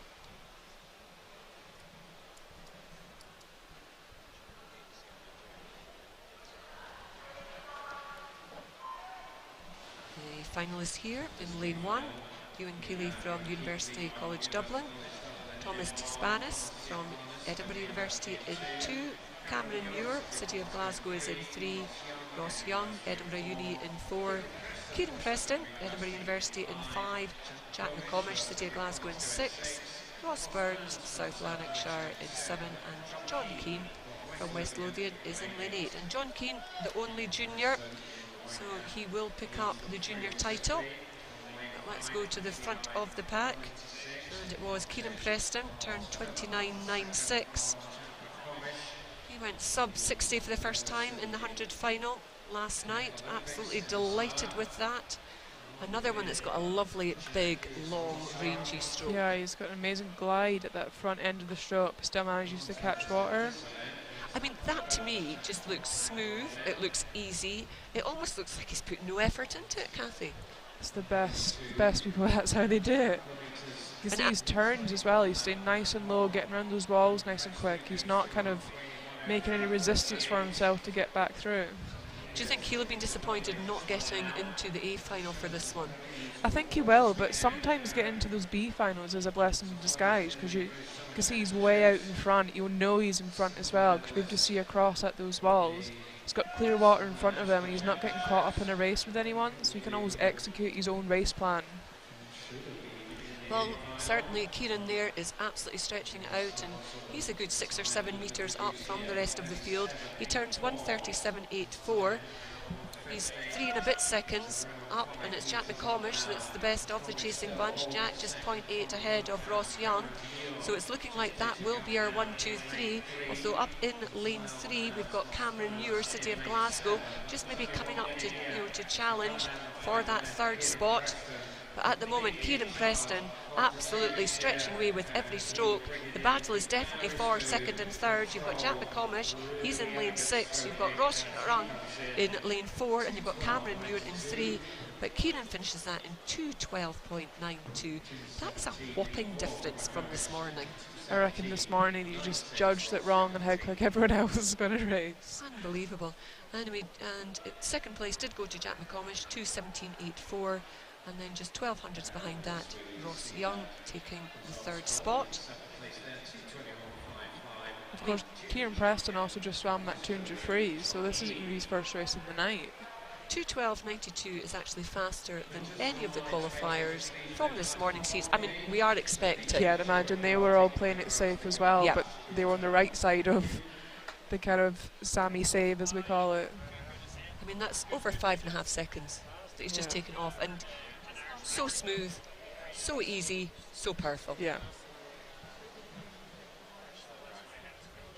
If you were, trying to say to a youngster, thinking about doing 200 breaststroke or trying to learn 200 breaststroke, that one a good example? It's a very good example. He was counting his strokes there, and he kind of held 5 for the first 5 lengths and then built 6, 7, 7 for the last. So he didn't rate it at all. He held his stroke length throughout and kind of knew exactly what he was doing. And that's why I was saying being in the B final for him might be a good thing, that he's not getting caught up with what kind of Craig Benson and Murdoch's doing in this next race. He's swimming what he needs to swim. And like I said, 2:12 is a good time, so it's not Certainly like not slovenly. Yeah, exactly. But I guess we'll see what these guys have to offer in the A final. And this will be the last final, not just the last individual final, not just of the night of the championships. So we have in lane 1, Callum Lawrie from the University of Stirling. His teammate, Zach Aitchison, is in 2. In 3, another teammate, George Clough. In 4, Craig Benson, that is, again, University of Stirling, with Ross Murdoch right alongside him, another University of Stirling. And then we've got 3 University of Edinburghs, the first of them, that's Callum Tate in lane 6. And then you've got Daniel Lim in lane 7. And completing the lineup, Nick Quinn, the Irish swimmer, in lane 8. Well, if we were going to finish on anything, I can't really think of a better one to finish Yeah, on. this will be a good race. Prediction here? I don't know if I want to say. It's nothing like putting you on the spot, Cathy. Let's watch and enjoy. So as we were saying earlier, this morning they very much were just swimming to qualify. And so the fastest time this morning was Craig Benson to get that lane 4, 2:13.94. But we must expect for these boys to go an awful lot faster. You do have 3 of them already qualified for the Commonwealth Games, maximum of 3 spots. And they are in 4, 5 and 6. That's Benson, Murdoch and Tate. We come to the 50, and it's the 2 Stirling swimmers absolutely side by side. 29.07 for Craig, 29.16 for Ross Murdoch in 5, and it was Zach Aitchison, their English compatriot, up in lane 2, who turned 3rd. Look at that, almost synchronised swimming as they turn, come off the wall. Different pull-outs. Yeah, as but they you come can see off they the wall. keep their length. They're getting a good 10, 11 metres off each turn. So Ross Murdoch, maybe very slight advantage and to stretch for that wall, but Ross did get his hands to the wall first just by 7 100s. 101.30 plays 101.37. Still Zach Aitchison up in lane 2, sitting in 3rd spot, and Callum Tate in 4th. So we've got a fight for 1st and 2nd between the 2 University of Stirling lads. You've got Callum, you've got Craig Benson in 4, you've got Ross Murdoch in 5. Nothing to choose between these 2. Craig Benson has just been in absolute tremendous form down at Bucks. He just missed out on the 50 gold medal, but he got the gold medal in both the 100 and the 200. Still Ross just has an advantage over him, just 9 100s though between these 2. This is some race to finish our individual events. Ross Murdoch maybe just beginning to slip forward. No, look at that, hands to the wall. Still nothing between the 2. Craig Benson getting a better push off the wall. Craig Benson getting by far the better turn there. Can Ross Murdoch come back? Has he got the swim speed to catch that turn advantage that Craig Benson got? The answer is no. Craig Benson finishes in 2:06.66. Ross Murdoch finishes in 2:07.20. That is some amazing swim to finish, and it was Callum Tate who came through to take the third spot in 2:11.20. That really was a wonderful, wonderful race to watch. Big grin from Craig, and why not? He completes it. He completes again. Another one going 50, 100 and 200. Was there a wee bit of almost look of disbelief, actually? Was that last turn? It was that last turn. But you can see their strokes are very different. Benson's got that naturally higher rate, whereas Murdoch is long at the front, nice and controlled stroke. And it just really came down to that turn in the last 25. So do you think that perhaps that was to Craig's advantage? You know, the fact it's short course. You know, is it harder for Ross having the more rangy stroke? I think it is, because like we were saying with Katie Robertson, she's got a long stroke, she just keeps it going, she doesn't have to stop at the walled turn and get round. Whereas Benson's got that naturally faster rate, so as long as he can keep it going, he's not going to be beaten. Just lovely, absolutely fantastic to watch. So here we go, the presentations, and it is the girls to get their medals first. This is for the ladies 200 metres a breaststroke. So our bronze medalist, that's Orla Adams from the University of Aberdeen, and it's Margaret Riach, our meet director, who is doing the presentations for us. The silver medals, lovely beam from Hannah, picking up that silver medal.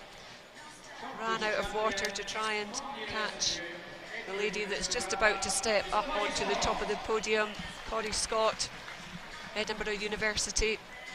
Margaret just placing the medal over Corrie's neck. That was a cracking race.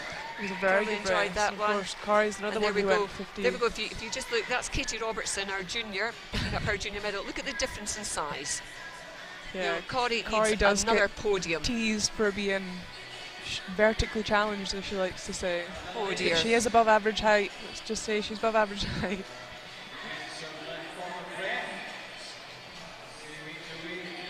So that was the final presentation for the individuals. For the girls, the boys will just be making their way down the pool side. We're seeing the relays beginning to pile up behind all the timekeepers and officials on the pool side. So we will be moving to the 4x1 freestyle relays after we finish off the presentations.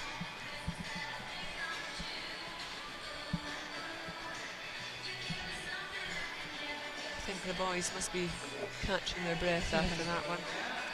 It's a very quick turnaround. I mean, they took 7 seconds, you know, off their time this morning. You know, Craig Breaststroke went that from 2:13.94 to 2:06.66 and made it look easy. Made it look very easy. He's shaking his head. That's Callum Tate, and Callum from the University of Edinburgh picking up the bronze medal.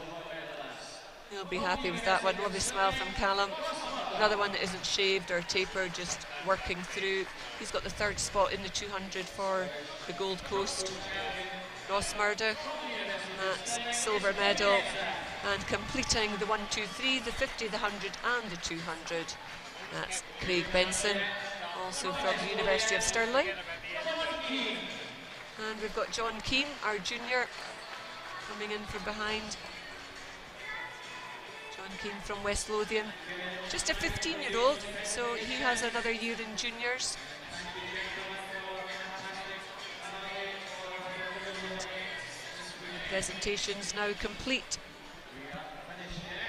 for the men, and we move to the relays. So we've had the 4x50 medley, we've had the 4x50 freestyle, and we now have the 4x100 freestyle. So for the girls, we have 3 heats, 4 teams going in heat 1.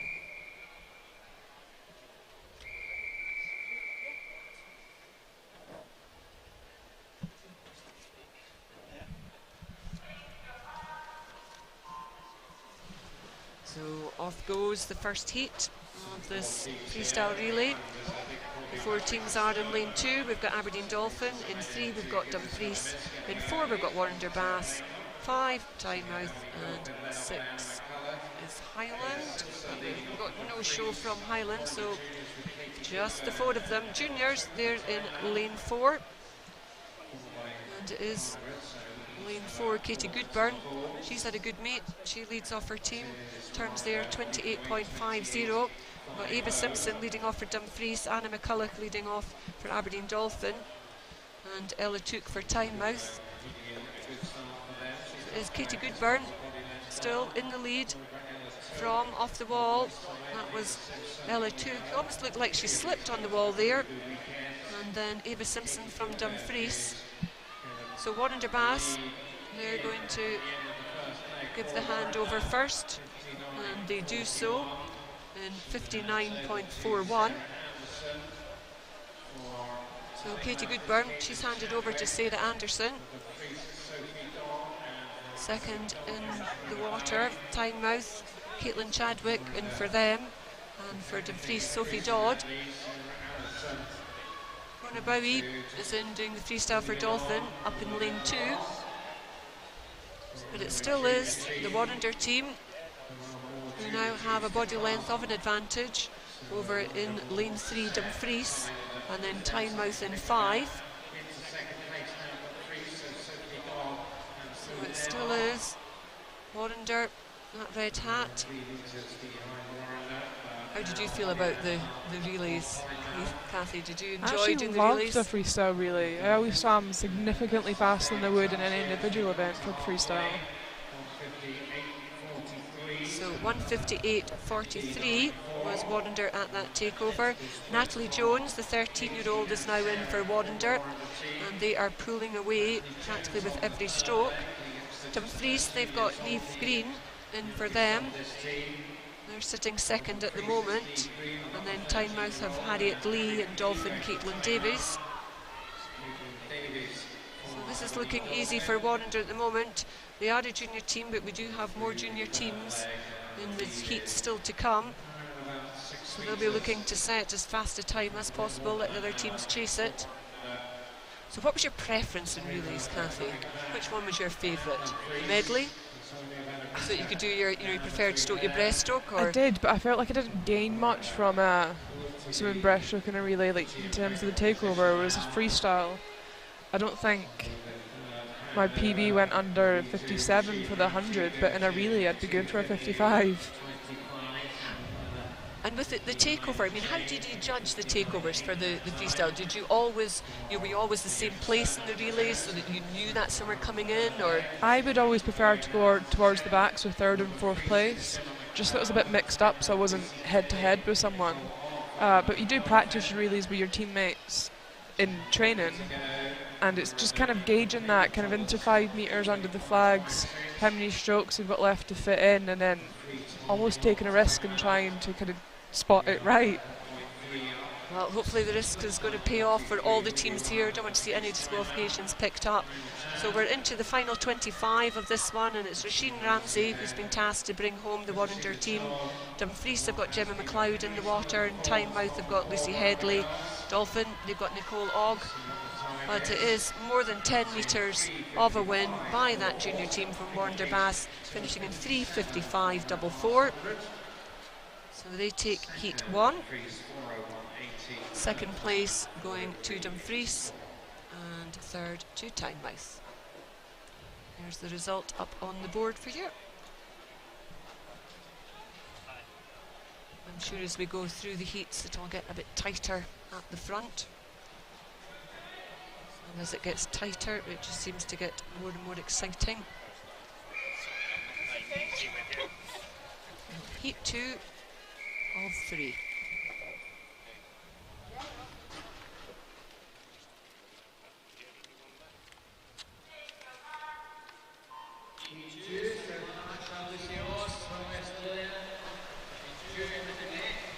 So here we go with Heat 2. I'll give you the teams here. South Lanarkshire is in lane 1, West Lothian is in 2, Natari is in 3, City of Glasgow in 4, Aberdeen in 5, University of Aberdeen in 6, in 7 Stirling Swim, and in lane 8 Milgine Bearsden. 4 junior teams in lanes 1, 2, 4 and 6. And And it is lane 6 with a good start, and also up in lane 3. Natari, Zoe Smith in the water for them. Beside her in 4, we've got City of Glasgow's Katie Shanahan. She's had a good meet as well. And then down in 6, Aberdeen Performances, Yasmin Perry. Sandwich between them, Rebecca Reid for Aberdeen. And then in 7, we've got Amy Malone swimming for Stirling Swim. So these 5 teams moved ahead as they go to the first handover. First handover in 57.94. So that's already faster than we saw in the first heat. We still do have a junior team to come in the final heat. So once again, we'll be looking for a big fast time set by these juniors. So the others have to stretch and chase it. Lane 4, City of Glasgow, Lothan Wetherall is in for City of Glasgow. In 6, Aberdeen Performance, Anya Slesser. Up in 3, we've got Caroline Blewett. So these 3 teams are the ones that are fighting out 1, 2 and 3. At the moment it looks like the University of Aberdeen just have the edge over the others, although the feet to the wall there, it was definitely Natari, Caroline Blewett. Again, visitors from south of the border, just lovely to see them coming up for this meet. Coming down to halfway in this 4x1 relay. Second takeover, and it is the team in lane 3, Natari, London. Clara von Opel takes over there in 1:55.53. In the water for City of Glasgow, we've got Kirsty Griffiths. That's in lane 4. And then in lane 6 is Gaia Alcaraz. In between them, we've got Hannah Dryborough in for Aberdeen. Still these teams pulling ahead of the others in this field. Looking strong. Natari Summers chasing hard in lane 6 is Gaia Alcaraz. Another one that's had a nice strong meet. But the visitors are still holding on to their lead and coming through strongly. Kirsty Griffiths has put in a good leg for the City of Glasgow team. So we're coming down, final swimmer, anchor swimmer, about to go in the water. Natari handover first, and it is Adelaide Gradillas that is in the water for the Natari team, 2:54.51. Second into the water, the University of Aberdeen team, Alicia Bain. And then City of Glasgow, Serena Guaram. This is looking like our 1, 2, 3. Hasn't been a great change in the order, though I think it is getting a wee bit tighter at that top end. It was 3:22.66, playing 3:22.95, so we're down to point 3.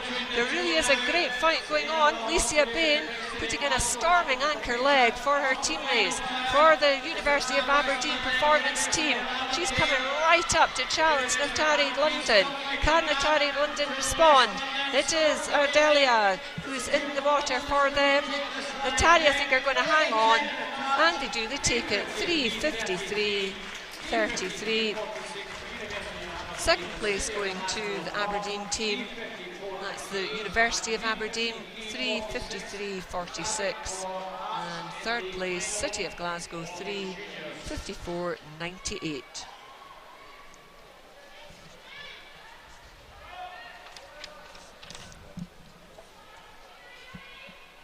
So, Cathy, what would you prefer? You said that you like going third or fourth. Do you prefer getting handed over in the lead, knowing that you've got people behind you chasing you down? Or do you like to go in there and do the chasing? A bit of both, if I'm honest. I mean, I don't mind doing the chasing. See Tara Hayward there with her rain ears on. Sorry, I'm getting distracted. Taking it seriously. Taking it seriously. She's a festive person. But yeah, I always kind of had the luxury in that in the uni team that if you've got Lucy Hope out to start, you've got a good lead anyway. And no chop from the other swimmers. And no chop, yeah. Well, here we go, final heat for the girls. So this is the final event, or the final competitive event for the girls. Warner Bass Club in 1, University of Stirling A in 2, City of Glasgow A in 3, in 4, Hovenstadt A, 5 is Edinburgh Uni A, Edinburgh Uni B is in 6, Aberdeen Performance A is in 7, Harden Midlothian Juniors is in lane 8. And look at that lead in lane 5. Just as you said, Lucy Hope out there straight away, body length up, going to give a great handover to her teammate Katie Stark, who's waiting to go in the water.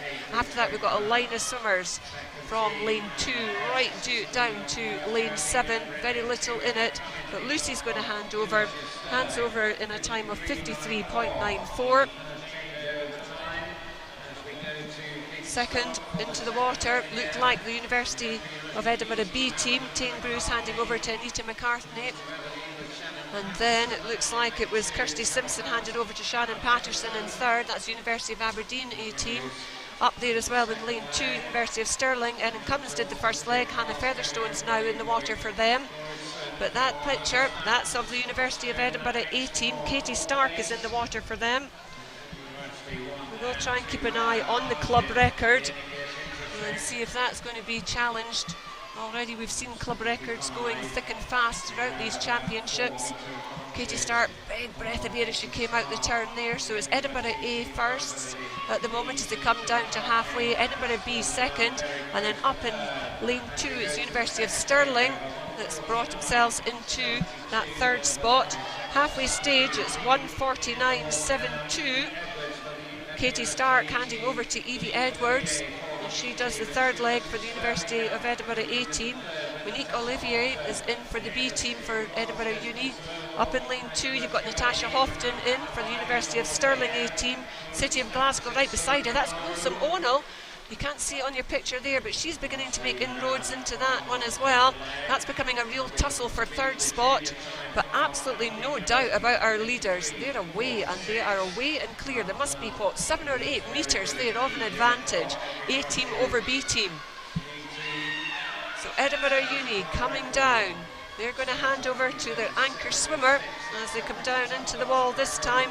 It's Rachel Masson that's going to be tasked with bringing them home. Nice safe handover there. Certainly, as you were saying, you didn't take any chances there, that team. No, they don't need to take a chance at this time. So, big gap. Olivia, she handed over to Tara Hayworth for the B team. And then, as we said, there's a big battle going on for that third spot. In fact, if you have a look, there's City of Glasgow is coming up to challenge the University of Edinburgh B team. It's Emily Horn, who's just had a wonderful championship, wonderful session. She's beginning to challenge for that second spot. So, out in front we have Edinburgh University A team. Battle going on between the B team and City of Glasgow up in lane 3. That's where the race is. But if we look at our leaders, down they come. There is absolutely no letting up in this. Rachel Masson is coming straight into that wall. Out and out winners. 3:39.53. What a swim there. But look at this. Who gets second spot? City of Glasgow. They pinch it from Edinburgh University, getting the 1-2. So it's going to be Edinburgh University A first, City of Glasgow second, and it'll be Edinburgh University B in third spot. And we'll wait for that one to scroll up, and we've got Harden Midlothian there in 3:57.13. I think in the previous heat, we'll wait for confirmation of this. I think in the previous heat our fastest juniors went 3:53.46. We'll just wait for that to be confirmed.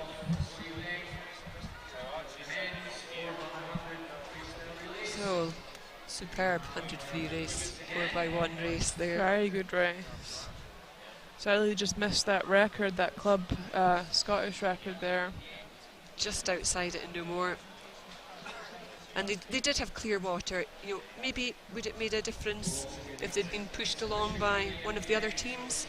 Yeah, sometimes it does and sometimes it doesn't. It's one of those things that you can kind of hypothesize that you'd swim better if you had someone to push you, but equally there's no better feeling than being way out in front and knowing that you're going to win. Well, the girls have finished competing. They just have, there's only one event really left for them, and that's the exhibition relay, where we've got a lot of the Gold Coast swimmers taking part. That's the very, very last relay that we have this evening. But as regards the competition programme, the girls are done and dusted. And we now have 3 heats of men. We're just tightening up that lane rope. So the first heat, we'll just have the 4 teams, 2 juniors in there, then a full complement, 8 teams with 4 junior teams, and then a team of seniors, sorry, a heat of seniors.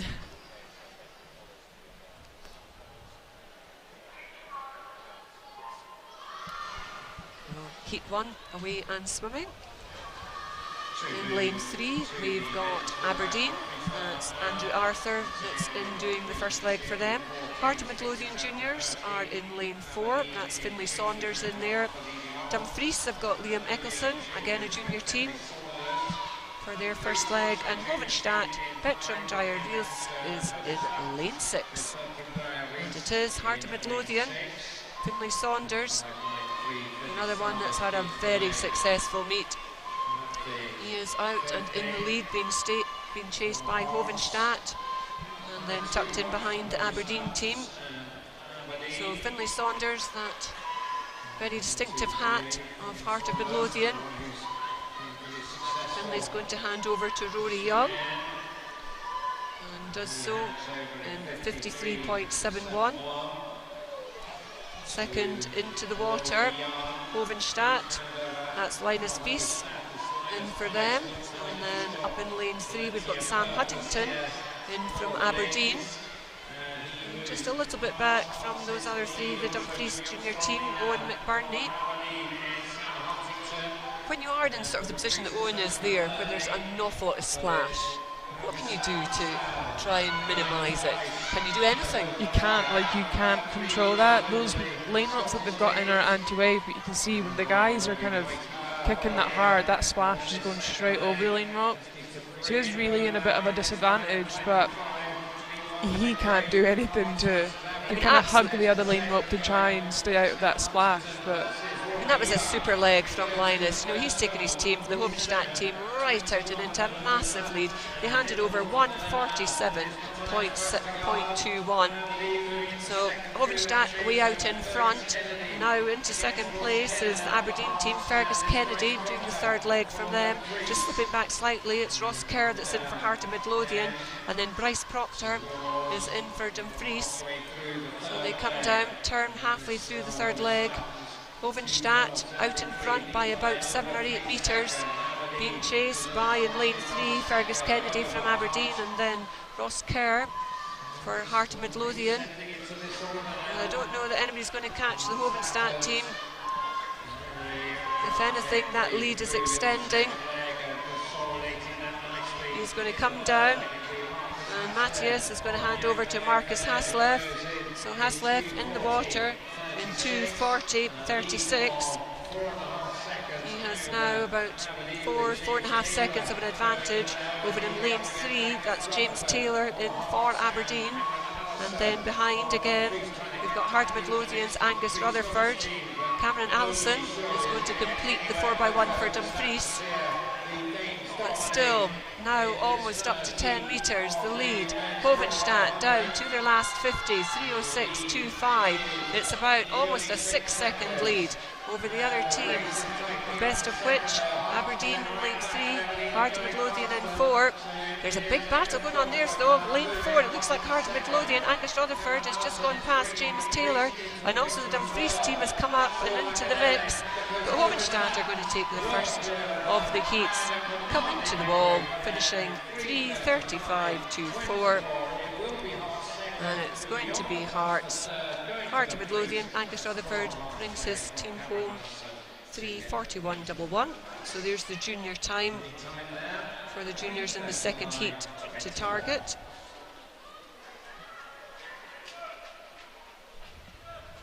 Dumfries taking third.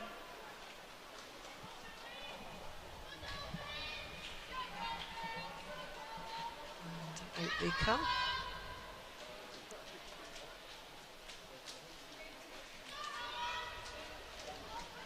We've got them all lined up for heat 2.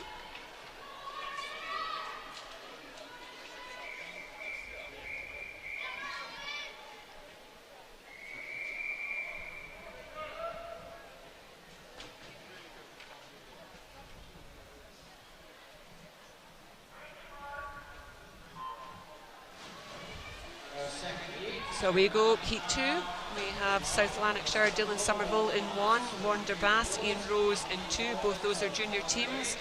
Aberdeen Dolphins, Callum Bowie is in lane 3. City of Sunderland, Zach Logan 4. University of Aberdeen Performance Team Juniors, Fraser Agnew in 5. Another junior team, West Lothian, Daniel Ferguson in 6. South Lanarkshire, Scott Gibson in 7. And Dumfries's Finlay Hastings is in lane 8. Once again, centre lanes making a good show as they come down to complete the third length. So you have City of Sunderland in 4 and in 5. Aberdeen Performance Junior Team also going nicely in 7. South Lanarkshire, Scott Gibson. So first leg almost complete. And they complete that in 52:31. Second leg for City of Sunderland being done by Thomas Speed, turning absolutely together with the junior team from Aberdeen Performance. Nathan Jack Kennedy is in doing the second leg for them. In 7, we've got Cameron Kavanagh, and then tucked in between them in 6, it's Alistair Dunce. Also, if we look up to lane 1, Stuart Brodie from South Lanarkshire going well. But still, centre lane, that junior team from University of Aberdeen, Nathan Jack Kennedy doing a super leg there. He's now maybe got half a body length, if that, upon City of Sunderland's Thomas Speed. So it's juniors versus seniors at the moment, and it's West Lothian come through to move into third spot. West Lothian, they're going to hand over to John Keane. Halfway spot though for the Aberdeen Performance Team, 1:46.68.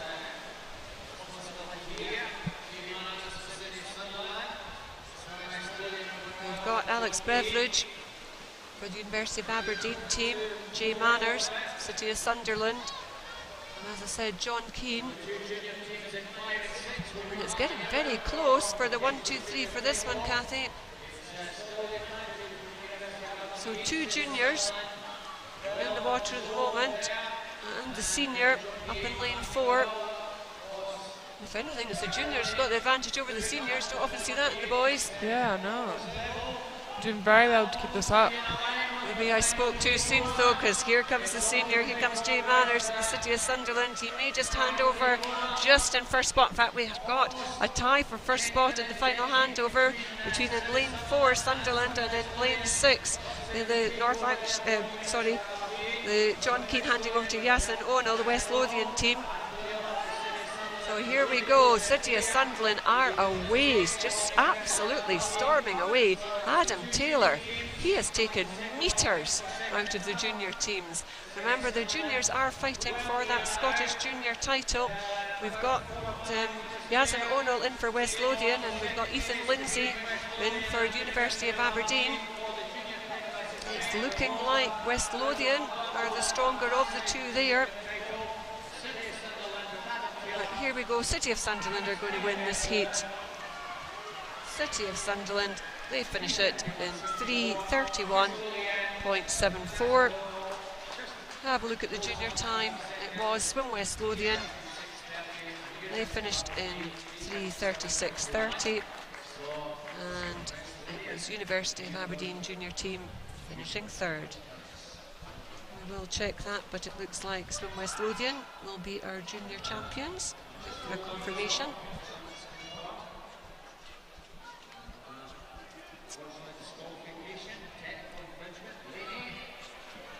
Sadly, we do have one disqualification for those takeovers, but like you said, just chancing it perhaps a little.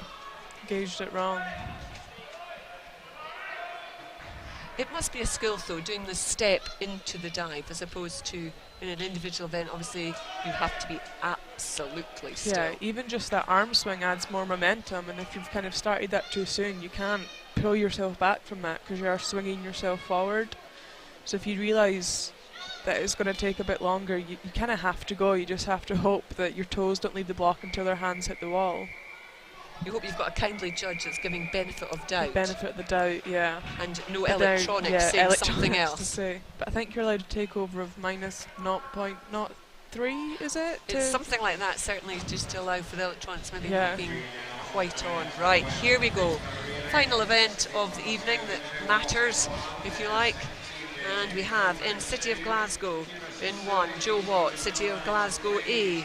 In 2, Jamie Coulter, University of Stirling B, Luke Robbins in 3, University of Stirling A, Scott McLeay in 4, Edinburgh Uni A, Keenan McGuckin in 5, Aberdeen Dolphin A, Finlay Deans in 6, Edinburgh University B, Keenan Preston in 7, and Aberdeen Performance A, Harry Stacey in lane 8. And perhaps as we expected, Scott McLeay, first one to show for the University of Stirling. He's already opened up a lead of almost got on a body's length. Kieran McGuckin doing his best to stay with him in lane 5, but it's going to be Scott McLeay that hands over first. Handover in 48.41. Super leg from Scott. He hands over to Jordan Hughes. In the water for the Edinburgh University team is Jack Thorpe. And then up in lane 3 for University of Stirling B, we've got Jamie Graham. University of Edinburgh B team down in lane 7, that's Scott Godby, and up in lane 2 Sean Campsey in for the City of Glasgow. So it still is the Stirling team, the A team for Stirling, still holding on. Jack Thorpe doing his very best to get on terms with them. These two teams seem to be away and clear. There is about still half a body length of a difference between University of Stirling A in lane 4, Jordan Hughes, and University of Edinburgh A and Jack Thorpe in lane 5. That handover, the halfway spot, 1:36.99. Martin Walton, he's in the water for University of Stirling. David Cumberledge is in the water for University of Edinburgh A team. Big battle going on in third between 2 and 3. City of Glasgow and University of Stirling B team. Oh, look at this at the front. It's absolutely neck and neck. David Cumberledge, he's taken that half body length back. He's now beginning to just edge ahead. What a superb third leg from David Cumberledge. Where's this one going to go? David Cumberledge in the water. Martin Walton in for Stirling. Stirling in 4. Edinburgh in 5. We're coming down to the anchor leg. It's going to be Dan Wallace into the water first for Edinburgh University. University of Stirling's Craig McLean in the water for the University of Stirling. Here we go. I've got Cathy juggling about beside me. She's itching to shout out for her old teammates. But look at Stirling. Craig McLean looking really dangerous.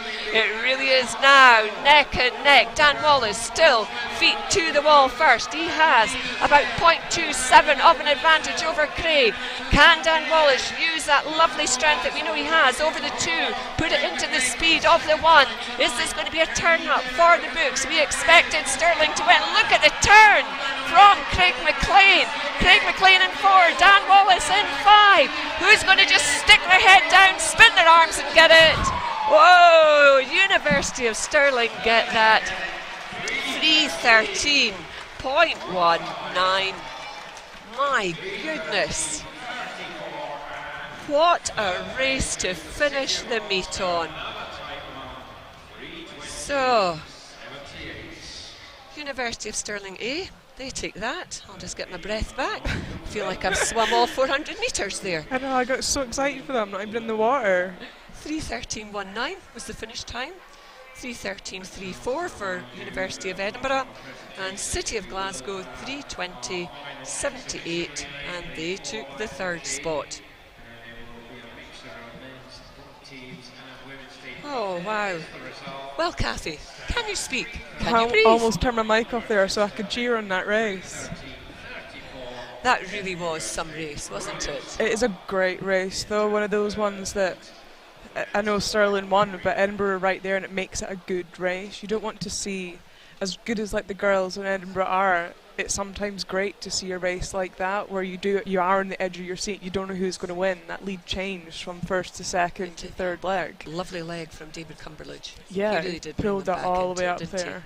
You know, but you know, all credit Dan Wallace. He really tried there. Lovely turn from Craig McLean. So you know, you can't knock that. It was the turn. It is the turn that really just brought them up. Yeah. And the other 3 swimmers. There's 4 swimmers in a team. Course, everyone plays their part. Everyone. Yeah. Well, here we go. We've got the lights dimmed up this top end again, so that would indicate that we are going back down for presentations.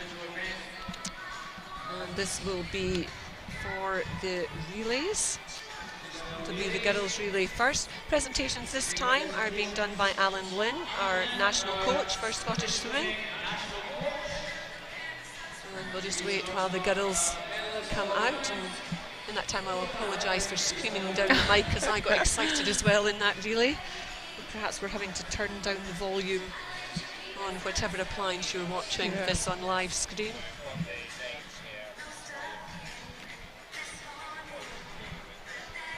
So here come the girls for this presentation.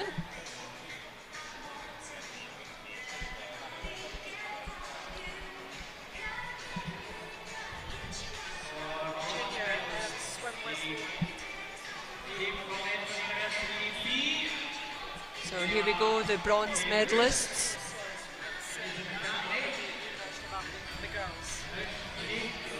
Our bronze medalists were the Edinburgh University B team, and they were Tane Bruce, Anita McCartney, Monique Olivier and Tara Hayworth.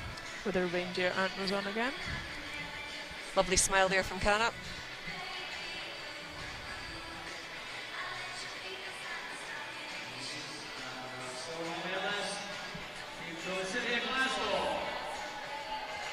And our silver medalists, City of Glasgow A team. They were Anna Fleming, Rhiannon Gilks, Gulsum O'Neill and Emily Horn.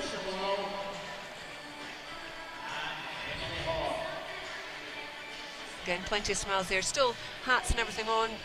Yeah, Competition costumes on because we've got exhibition this race to go. Yeah, one more relay to go. We'll try and stay calm. At least for it that is a one. 4x50, so they don't have to do 100 again. Sit back and enjoy that one. Yeah.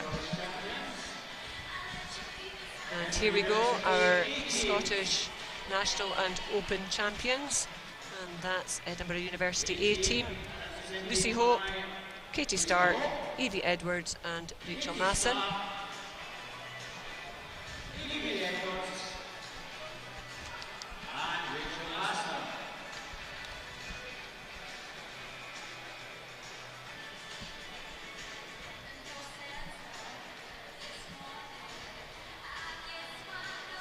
Lots of chat going on with Alan.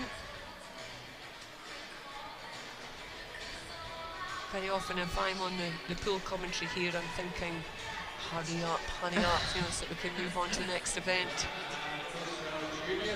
Oh, Alan in the wrong place, maybe forgetting that he still has the juniors to present to. Tane trying to take a quick exit. And they're not going to try and scrunch onto the podium. So our junior champions there, that was the junior team from University of Aberdeen Performance squad, and it was Yasmin Perry, Anya Slesser, Guy Alcaraz and Alicia Bain.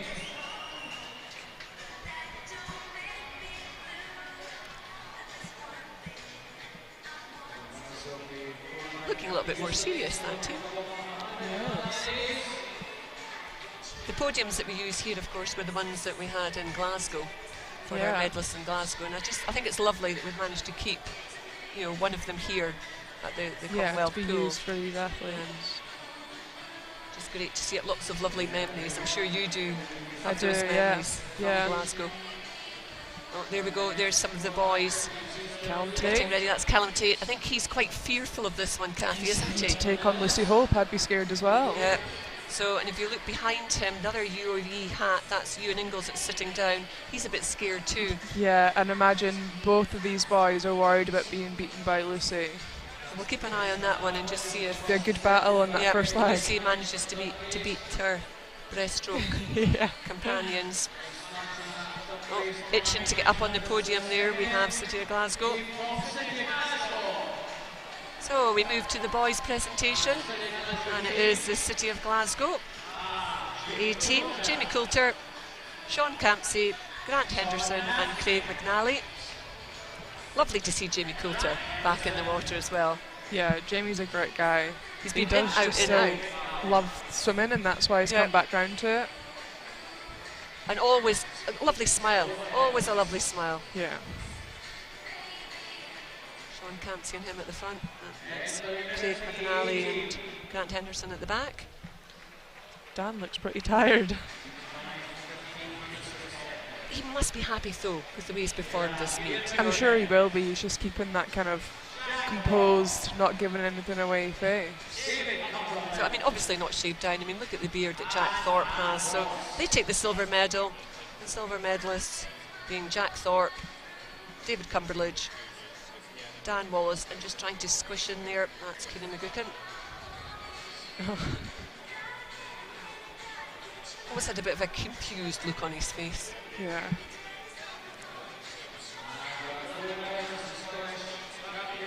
And the victors of that absolute epic battle to finish the championships, they really did do us proud. Those two teams. They just, what a race! I certainly will be looking back on that with the volume down and watching it on the rerun. So here we go, the gold medalists and the Scottish Open champions, the University of Stirling A team.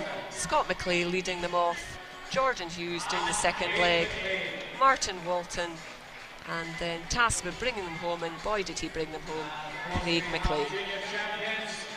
So there we go, over to the junior champions, again not trying to crush onto the podium, and it's the junior team from West Lothian. Daniel Ferguson managing to sprint 100 after that brilliant 1500 from him. That was last night. Alistair Dunce, John Keane, more to come from him I think in the breaststroke events, as well as others, and Yazan Ono. So presentations completed.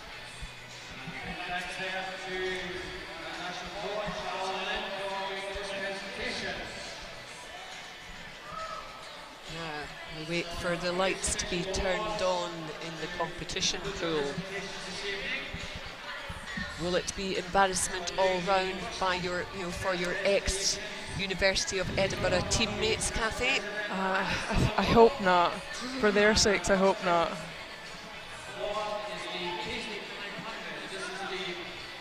So we're back to 50s, fast and furious. Fast and furious. This exhibition relay is a 4x50 freestyle relay, and what we've got is we've got 4 girls teams in lanes 1, 2, 3 and 4, and then we have 4 boys teams in lanes 5, 6, 7 and 8. On our sheet they're very nicely just called team A, B, C and D, E, F, G and H. I'm sure we could have had Christmas names in there. Very good. I really feel sorry for this lane 4 team, the girls next to the guys. They've got a really strong guys team next to them. I imagine they're going to get pretty heavy whitewash coming off of those. I think I'm in agreement with that. They are going to get a little bit of wash, let's say. Yeah. So we're going to have Tane Bruce leading off team 1, or lane 1. In 2 we've got Lucy Hope. In 3 we're going to have Sophie Smith. And in 4 Anna Fleming. And then over for the boys we're going to have Scott McClay in 5, Dan Wallace in 6, Ewan Ingalls in 7 and Callum Tate in 8. Now just having a wee look, we've gone back down to presentations for the moment. That's Margaret Somerville. And she has just presented what I think will be the Paisley 500 best overall trophy, and that's Hannah Miley certainly clutching it and disappearing into the sidelines. So it's for the best overall performance during the championships, male or female. Beautiful trophy, that one.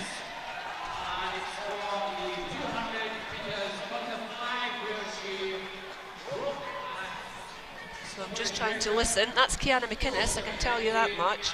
So I'm guessing that will be for the 200 butterfly for her performance in that. And this is a this is a Citrus trophy. So this is a best junior, and it's done by FINA points, and that's the way that we can put, say, a 50 breaststroke against a 1500 freestyle, or in that respect a 200 butterfly. Everything is on a point score, with 1,000 being the world record, and then you try to get as close to that 1,000. I'm right, am I, Cathy? Yep, absolutely right. Explaining this correctly. So that means that junior-wise, it was Kiana McInnes who takes that one for her 200 fly. Now we've got a Warrender swimmer up on the podium. I think he's standing in Could for it Archie be Goodburn? for Archie Goodburn? Yeah. Well, my guess will be that it'll be for Archie Goodburn for one of his swims. I'm not quite sure which swim that one is for.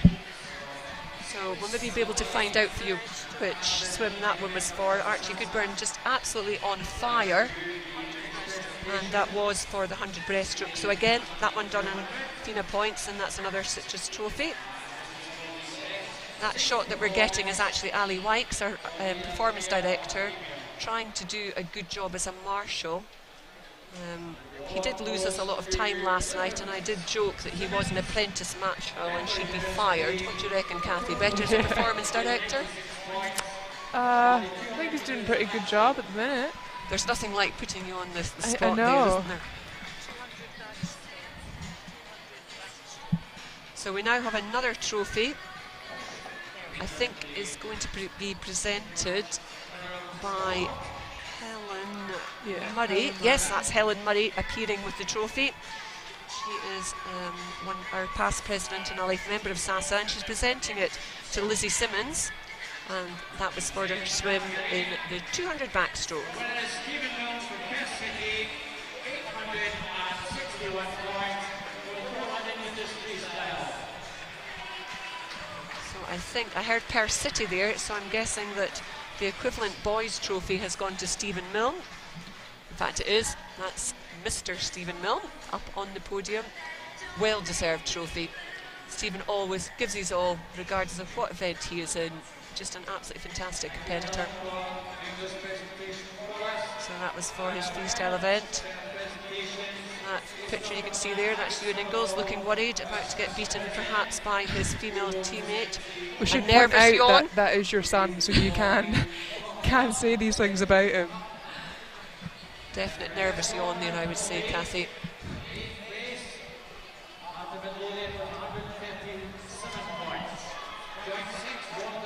So they really are prolonging the agony of both Ewan and Callum. Letting them stew. That very serious face. I don't often see that even when he's competing seriously. Yeah.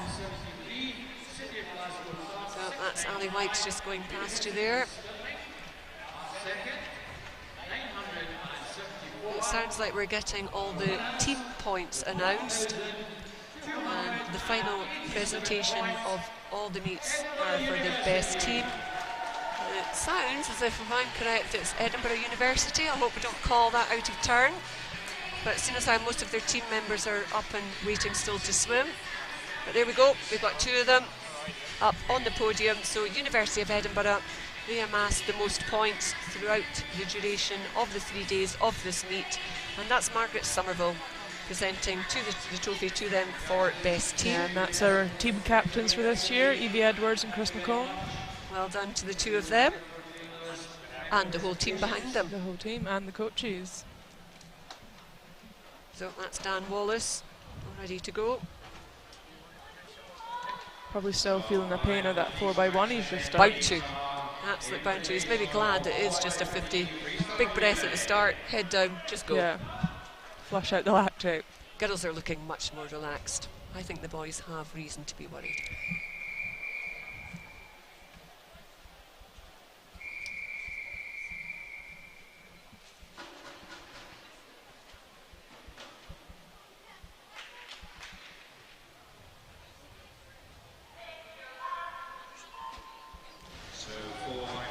We'll let you enjoy this one. So the top girls up in those top lanes 1, 2, 3 and 4. The boys down in lanes 5, 6, 7 and 8. Not a lot between any of them except for, as we would expect, in that centre lane 5, Scott McClay absolutely annihilating the other swimmers. Dan Wallace in the water in 6, Ewan Ingalls in 7, Callum Tate in 8. They handed over in that order. For the girls it is lane 2, Lucy Hope handing over first to Rachel Masson in the water for them. Scott McClay handed over to Jack Thorpe. And then coming up beside him, Stephen Milne doing a good job there. You've got Sean Campsey in for the team in lane 7, Ross Murdoch in for the team in lane 8. Up for the girls, can't really see them, but coming in lane 2, that's Rachel Masson. She's going to hand over to Gulsum O'Neill. Kieran McGuckin is in the lane 5. Craig McLean is in lane 6. Craig Benson in 7. Scott Gibson in 8. For the girls, Kiana in 1. Gulsum O'Neill in 2. Emma Russell in 3. Hannah Miley in 4. The final 50. And it is Duncan Scott away in lane 5, Luke Robbins in 6, Craig McNally in 7. In 8, it's Kieran Preston. For the girls, Iona McLeod in 1, Katie Stark in 2, Katie Robertson in 3, and Kathleen Dawson in 4.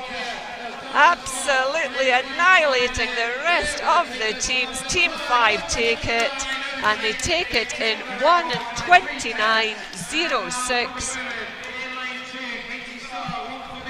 Keep an eye on the girls' team. We can't see them, but coming in the pool, the girls' team, they came in 1:41.84. So both of those are records to finish our meet on an absolute high. So the boys are 1:29.06. That is a Scottish record. And the girls, we have the girls about done. The boys again, Cathy. Senior and junior record. And a junior. So, could we have finished it any better? I'm so glad you commentated on that one and not me. It was all over the place.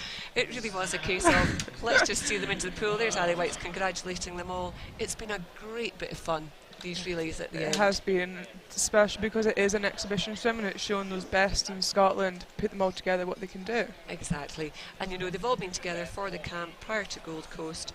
There they are. Applaud each and every one of the competitors for the past 3 days. They've done an excellent job. They really have entertained us all. You know, super swimming. Thank you to all the officials and all the people behind the scenes, you know, because there's so many people go to do an awful lot of hours of work to get this meet up and running. Fun from start to finish. For me, it's been absolute fun on the mic with you, Cathy. Thank you very much for keeping me company and keeping me right.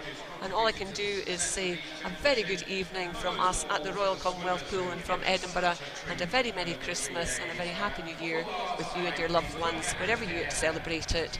And we hope to see you in the new year.